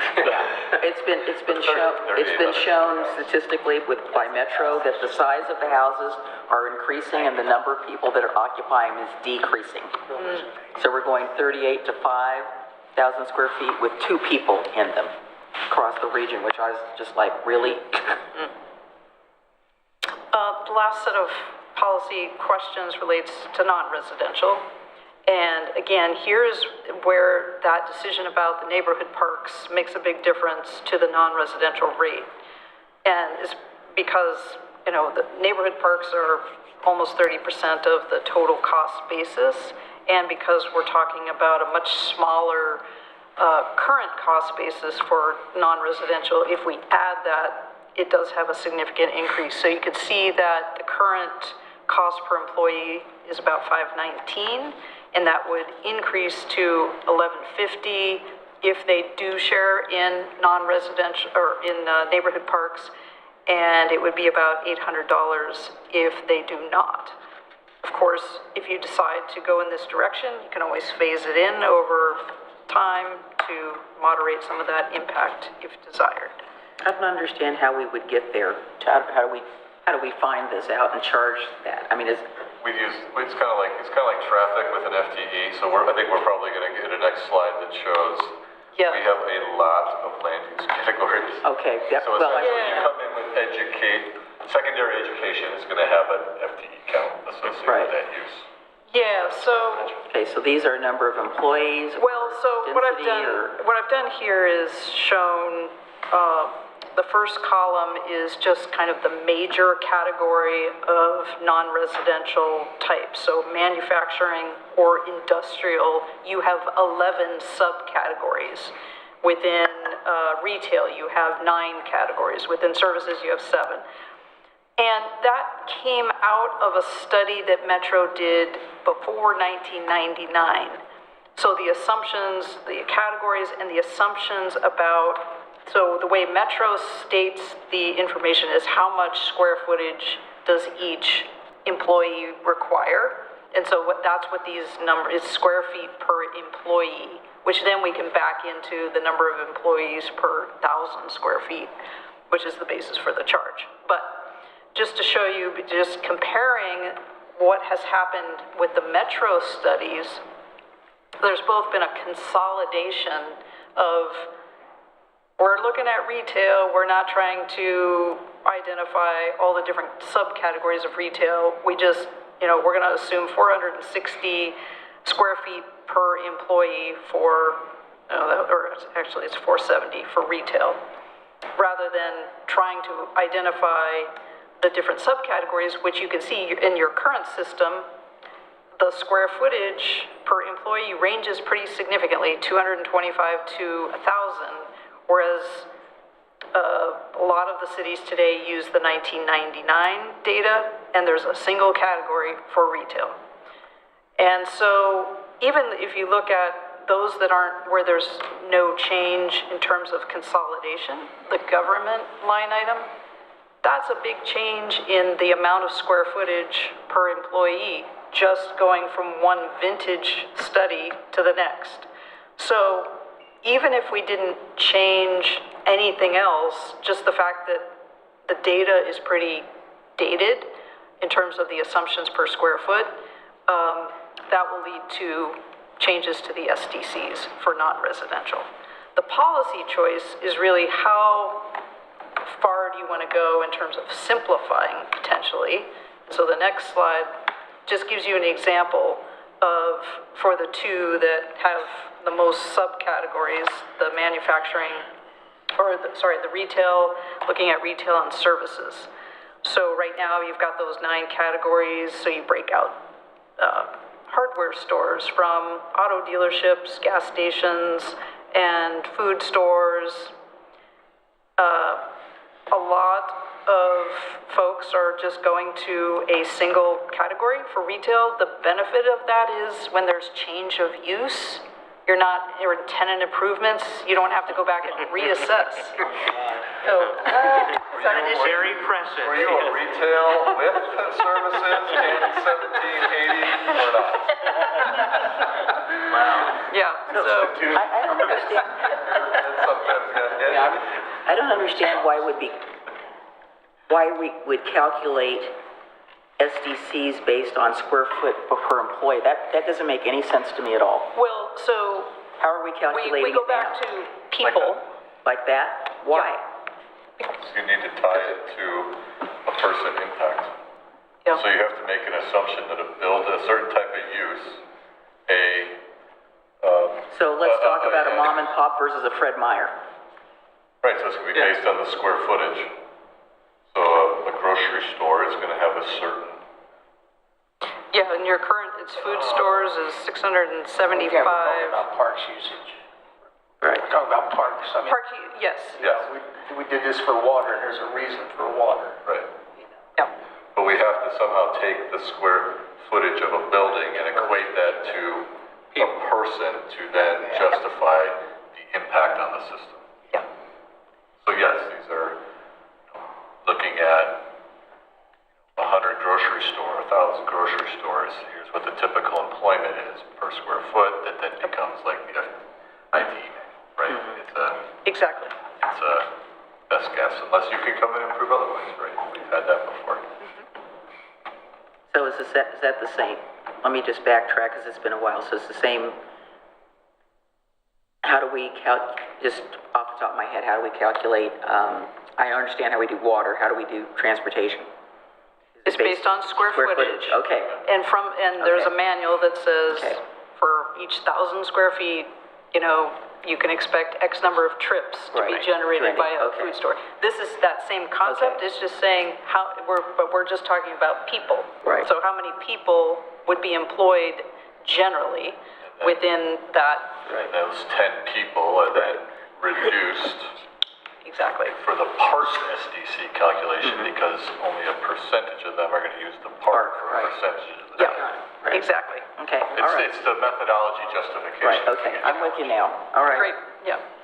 So really the question is, I think, just getting a sense, we don't, it's up to the commission how in-depth you want to get with determining which categories, you really want food stores to be separate, food stores can be separate, or just a sense of, we'd like to simplify or have as much detail. The trade-off is, I guess, there's that alignment with impact, but there's one consideration, and certainly we wouldn't want to charge an industrial the same amount as a much more intense, like an office use, where you have many more employees per 1,000. But to have 9 different categories of retail is probably,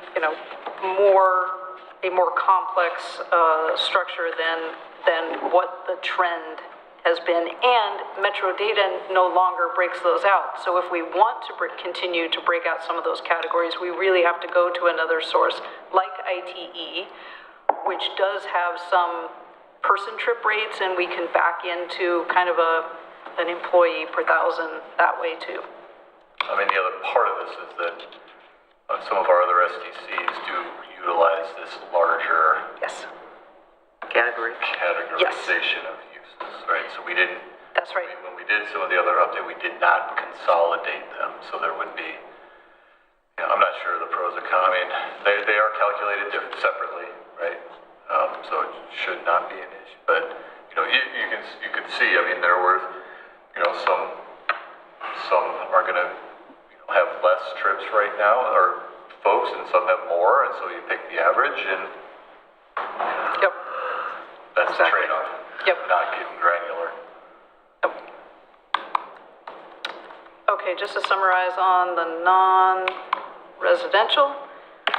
So, potential for significant impact on the non-residential, reflecting the updated employment density data out of metro, inclusion potentially of neighborhood parks, and if you change the categories to have some consolidation, there's the winners and the losers. This chart then just shows you some examples, like your 35 categories compared to under the 1999 metro data, which has 20 categories, that's used very frequently in the state. So, and a couple examples, Wilsonville, Lake Oswego, both use those. And then the more consolidated down to like 4 to 6 categories, that's going to be Portland, Gladstone, others, which are reflecting the 2014 metro data, which really just was much more aggregated. This got just a couple charts to give you some comparisons. Sorry, the yellow didn't present too well, but so the green is your current SDC. This is, excuse me, for single family. And this is not, you know, this was data that I had and was able to get fairly easily. You know, if there are other cities that you want to compare with, we can certainly attempt to get that information. But it gives you, I think it's a good representation of the range. And so you can see there's a few cities that are in the 15,000 to 18,000. The updated around 13,000 would be matched by like a Tualatin Hills Park and Rec District, Tigard. And then some of the closer ones, Happy Valley, Gladstone, and the $10,000. So all of these numbers are well within the range of other cities, certainly, and that have updated SDCs more recently. This shows you a 30,000 square foot office. And again, your current is kind of towards the bottom, but you can see there are 3 cities that, including Happy Valley, that don't charge SDCs to non-residential. Well, that's because those communities are primarily residential. Yeah, well, there is that. There is that. I mean, not Gresham, but I mean, you know. Yeah. So of these, other than the zeros, the only one that doesn't include neighborhood parks in the non-residential is the Tualatin Hills Beaverton example. All the other ones, as far as I could tell, it do include all the park types in the non-residential SDCs. You have lots of differences in terms of what that percentage factor, that discount factor that I talked about, and the percent of employees that come from outside versus inside, and the hours of opportunity. So there's differences there, and the source of data for the density and the level of consolidation, that also adds to some of these differences. But certainly putting the, looking at updating the SDC for the current project list, adding the neighborhood parks, updating the data on the density, all of that would definitely push your non-residential SDCs up towards the top of this group. I know, for example, there are policy adjustments. Wilsonville, made a policy decision to discount some of the rates from the ceiling that their methodology had calculated. So there's just lots going on here. It makes me anxious that it's that high. Yeah.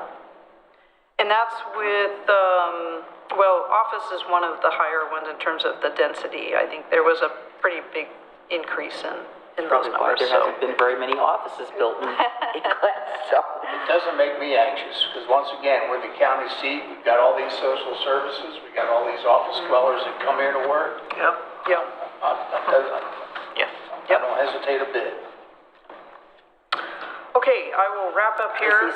I see some of this in my brain, I'm having some back and forth because it could be looked at as an impediment to development if it's super high. I know we need to add something.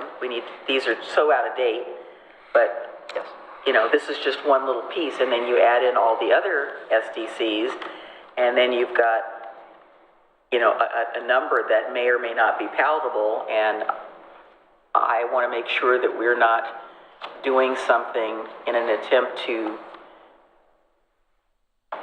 catch up, which we do need to do with our parks, but I'm looking at I'm looking at the cumulative effect. It's not just this isolated, it's everything else added on to it as well. I'm just trying to reconcile. I'm not saying I'm agreeing or disagreeing, I'm having the one over here on this shoulder saying, hey, wait a minute, and the other one going, oh, no, let's go for it. So I have to reconcile that in my head.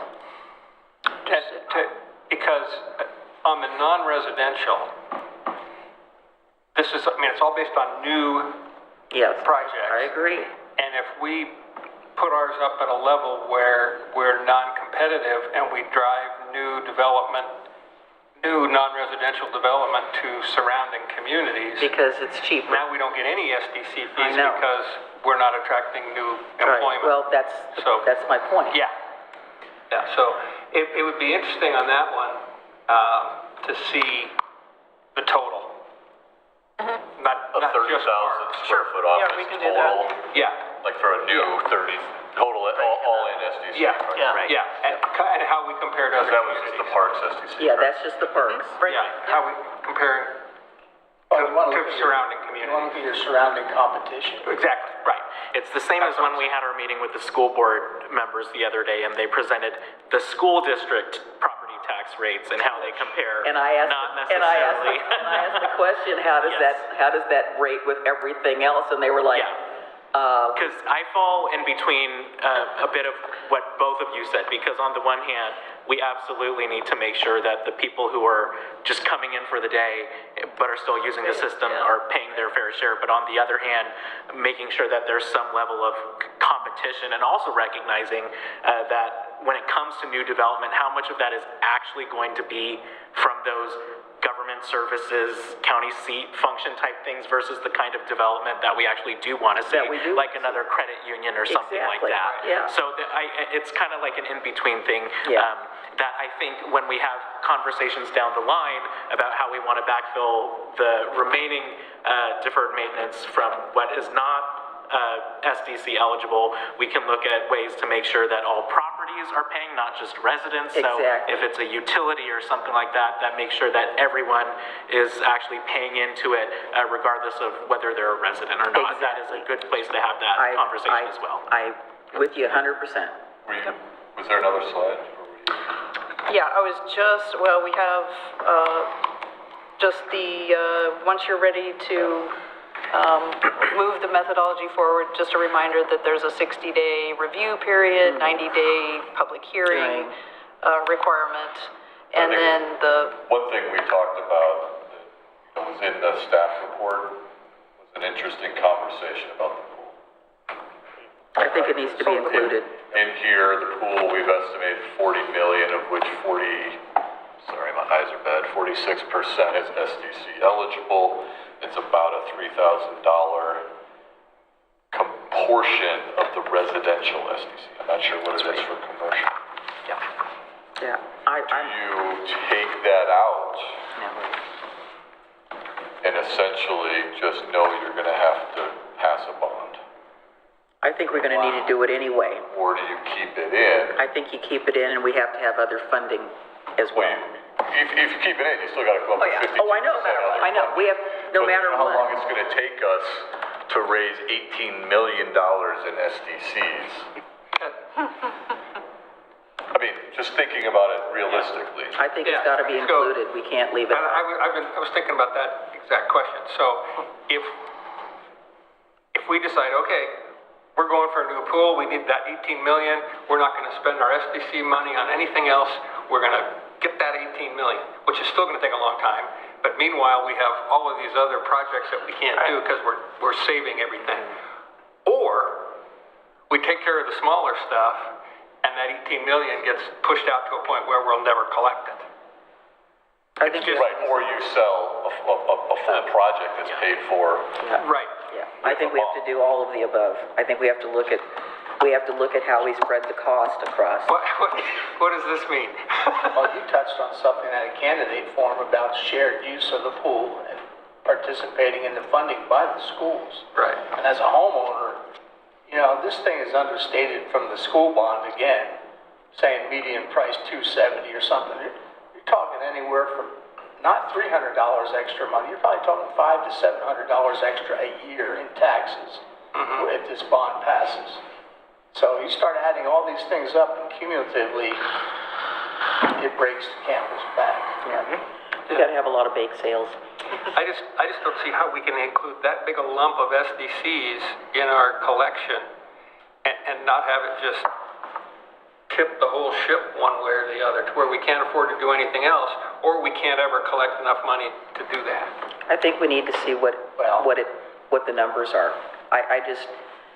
That's why I thought your joint project statement with other users was worthy. Right. And we have a great example in Lake Oswego with what they're doing right now. Yeah. The partnership between the city and the school district. Has to be. Yeah. Because they're a user. Yeah, and they're going to say, we don't have any money. I mean, when you've historically worked with other jurisdictions that have had significant new projects that are very, very large numbers like that, what have you seen?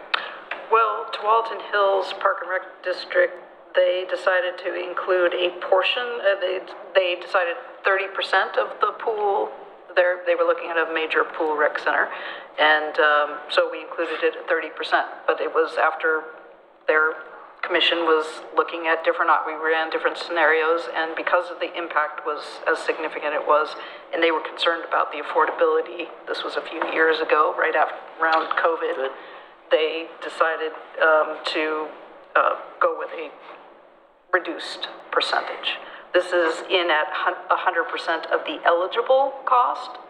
So that's, and as you said, it's about $3,000 on table 2 of your packet. It breaks out the SDC for the single family unit into each component of park type. Yeah, well, I didn't know in the packet, it didn't make it clear that we had an option of saying we want 30%, 20%.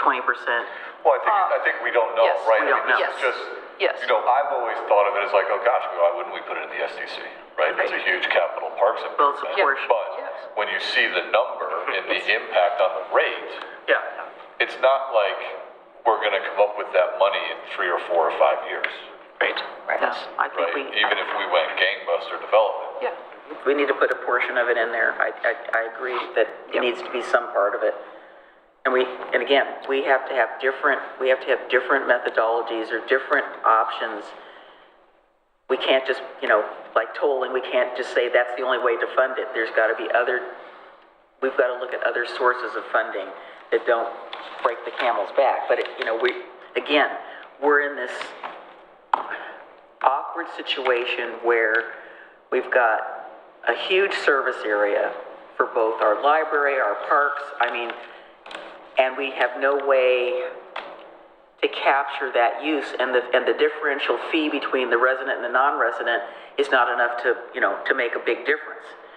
And it's not that I want to exclude people who live in 97045 but don't live in the city limits, but there is, as you are all aware, there is a lack of comprehension that just because they have that zip code, they think they are, and I've seen it at the pool. Well, my zip code is 97045, and the person says, well, you don't live in the city limits, and they're looking at the staff person like, you are crazy.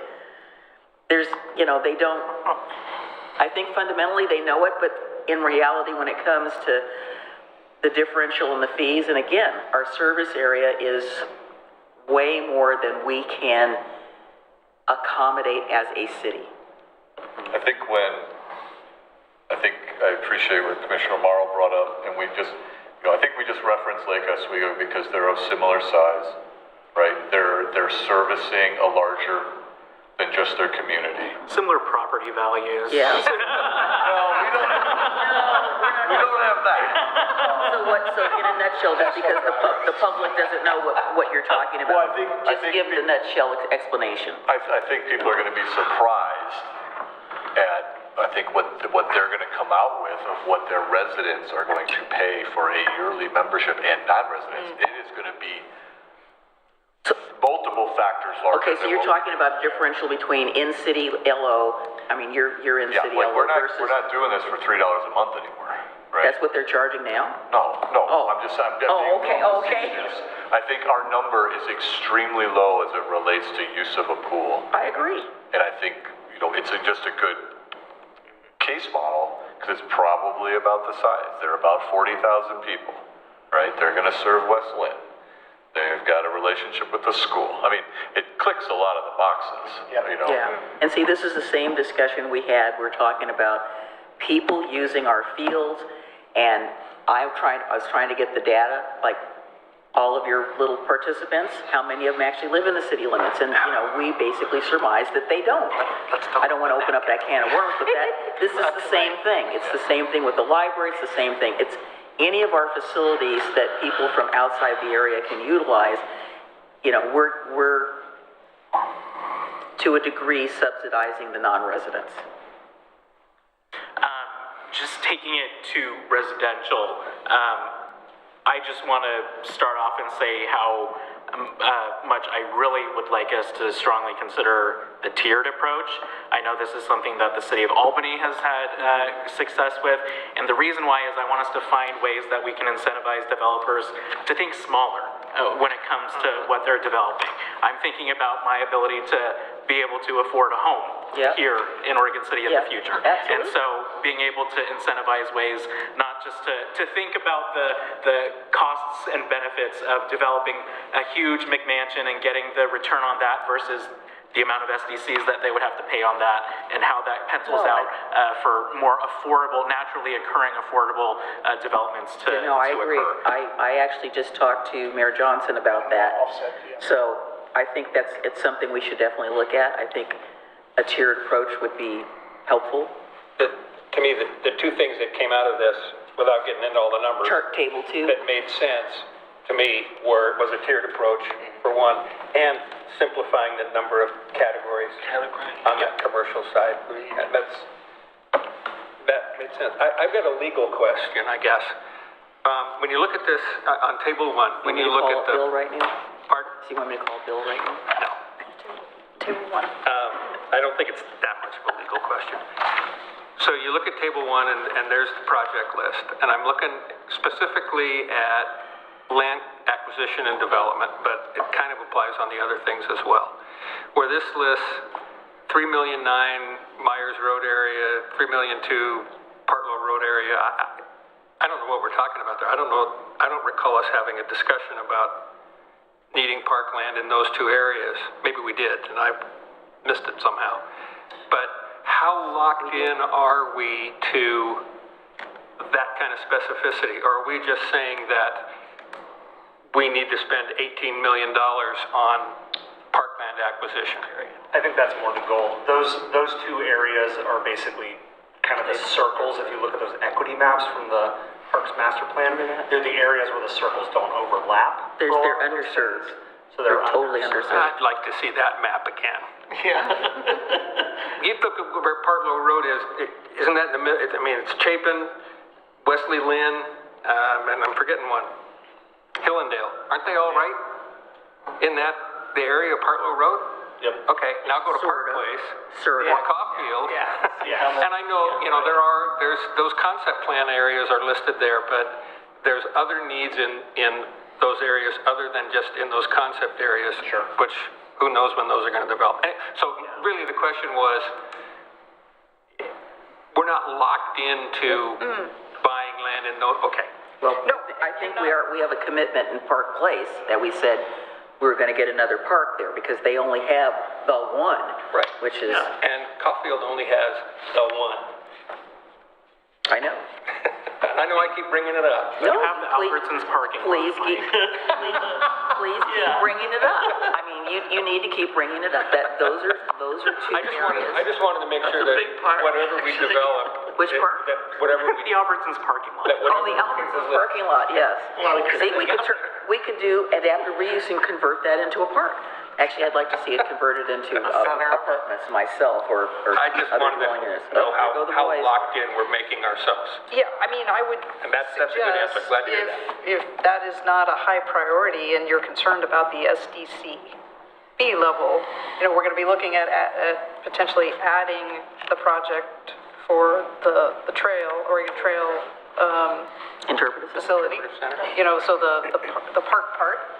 So we're going to be adding on to this list. If there are things that you want to take off that you don't see as likely or high priority in the next 10 years, then we're open to that feedback too. I don't have a problem with you taking Partlow out and putting in Caulfield area. No, I don't think we have to take it to that level from what I just heard. And I do think that land acquisition is critical. Okay.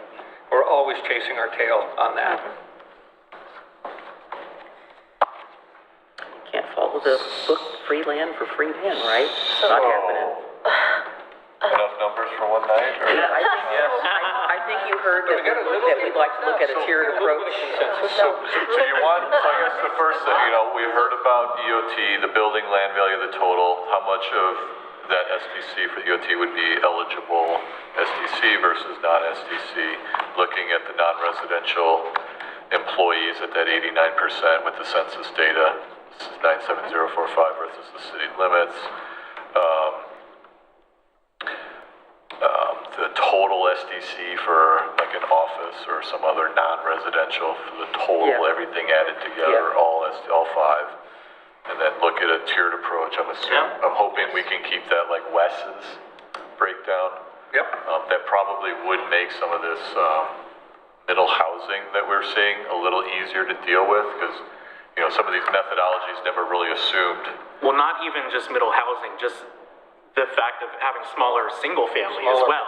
Yeah, that's what I mean. Yes. Just going on a square footage of a building takes out duplex, triplex, fourplex, right? We'd still have multifamily at 5 and above probably, but for middle housing below, probably ADU, I don't know, we'll have to talk about ADUs if we're just gonna do it on a square foot basis. I think it's a separate category, but it should not be, well, I mean, some of them are being used, obviously they're being used as single family dwellings, so but they're smaller. That's why the square footage is right. That's where the square footage comes in. But yeah, the between the 3 units and the 5, we need to have some way to capture that. Right. And then simplifying the table. So I guess I'd like to be able to maybe talk a little bit with engineering. Just I don't want to go too simple. I mean, I agree. I think we probably do have too many, but could we get to something maybe a little easier? I know we're talking about SDCs, but I can tell you every time I get my utility bill, those 2 little columns on the bottom of what Wes is charging always gives me anxiety and heartburn. It's just. So then, I think part of the thought was, engaging PRAC. Yep. So do you want us to come back to the commission first? Or do you want us to kind of take these ideas to PRAC? I'd like you to bring it back to us first. And then we can give direction to PRAC. I thought PRAC was supposed to give suggestions to us.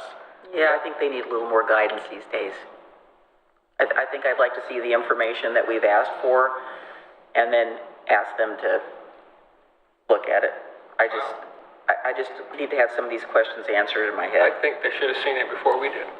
Well, the commission asked for it to come here first. Yes. And the goal setting session. Yes. Okay. And we had a specific reason why, so. Okay. And I guess the only last one is the pool, right? How complicated is A percentage. some what ifs? Percentage, yeah, we can do that. If it Yeah, was we can do A percentages. percentage. Let's take a look 30% at or 50%? Let's take a percentage, Yeah. look at a percentage. Yeah. Because we saw what it is at 100%, so we know that. It's like, everybody's hair got I don't think shaved back. tiered SDCs are going to impact the size of the house that they build. Because if we go from 1,500 to 2,200 square feet, even a 700 square feet difference at $200, they're talking $140,000 more in sales. They'll pay the extra SDCs to build and sell the larger house. But but then we get more money in SDCs from that You development. do, but I mean, what I'm saying is you're not going to influence them to build what you prefer, like a bunch of 1,500 square foot homes. But as we talked about earlier, we're not just talking about one fee and one SDC in a silo. We're talking about an entire system of fees and taxes and everything that goes into those payments. Yeah. So They might not build smaller, but it might make some smaller homes pencil out yes. where they don't now. Yeah, I mean, I don't think the impact, no, I don't think so, Mike, but I don't know. we can talk about it. Yeah. As a component of the whole, I don't know if it would be that influential. Probably not. But I think philosophically, it makes sense. At the very least, If I build you're a getting 3,000 square foot I like house, your idea I'm having more of giving a impact little on the incentive for infrastructure that. than if I build a 1,200 square foot house, so I should pay more. No, I don't argue with that. Yeah, and at the very least, you I get just argue as influencing builders' choices, I don't think it'll be that influential. well, again, as we have said many times, we don't control the cost of the land, nor do we control the cost of production. And, I have had heartburn about this issue. Making more land available doesn't necessarily mean we're going to get the housing that we want. The only way we can do that is to find the definition of what we want and make that the law. Because right now, it's crapshoot. Okay. right. So I think we're done with the numbers. I think that's great. Yeah, good, really Thank good you for feedback. that. That Thank you. was really informative. Yeah, great, thank you. Yep, now our heads are spinning. I don't know about you guys. I generally, most of all of our committees and stuff, they meet towards the end of the month, and I would just ask, do we need to do any committee reports out? Does anybody have anything absolutely stunning and brilliant okay, then let's skip it. Do you have anything? I just had the updates. Yeah, you can do the updates, but I just, you can make your update really long. I was hoping maybe you'd ask me a question if you had one. We get that. Yes, let's, Hold on, sorry, let me open it. What's the, Seth Meyers thing? What his little segment's called when he comes on and he says... Weekend update? No, that's Saturday Night Live. Seth Meyers has a little portion of his show that he gives these little updates, so we're gonna tell Tony that's what he's doing. He's gonna do. Closer look. You got Closer look. I got 2 minutes, okay. Let's do a closer look. Quiet zone, so the ODOT consultant team is acquiring right-of-way agreements from property owners to complete the survey work, and that'll help them drive the 30% plans, in which we'll be able to get a more accurate cost estimate, which is what we've been looking for before we move forward. So once we have that, we'll bring that back. Charter Park, Alex has been working with property owners. I would imagine we're going to have we have property owners who signed. We have property owners who have said absolutely not. And we have property owners who are kind of in the middle a little. So Alex is continuing to work with them. I would envision that we've been really trying to work with folks. We're going to get to a point where we'll probably come back to the commission and have a discussion about here's where we're at. As of today, we have not put anybody into code enforcement. We haven't told anybody to remove anything. We've been trying to work with people to explain it. We've also said, hey, if you're a hard no, we're going to be coming back to the commission for direction. At some point, we'll let you know when that happens. So at this point, we're still trying to work with property owners. A lot of them have been really great to work with. But, some have questions, some are uncomfortable, and some are just saying no. So we'll bring that back. We're meeting tomorrow with the Confederate Tribes of the Umatilla Indian Reservation to talk about Cayuse 5 Memorial, any potential phases after that. At this point, we don't have anything. Originally, they had a larger proposal that they reduced in scale and scope in negotiation with Confederate Tribes of Grand Ronde. We'll give you an update once we have a meeting with them and see what they want to talk about. Is this with the new chair? No, this is staff. Oh, just staff only? Okay. This is staff. Courthouse committee, I think the mayor has given just an update on that. I think the next meeting is October 15th. Their first meeting. The first meeting. Yeah, there was a tour of the facility. Yeah, we had the tour and we had the first real meeting. Yeah. And then nothing new on Tawana Village, and nothing new on Kadima right away. Okay. That's all I have. Indigenous People Day, Sunday, college. Oh, yeah.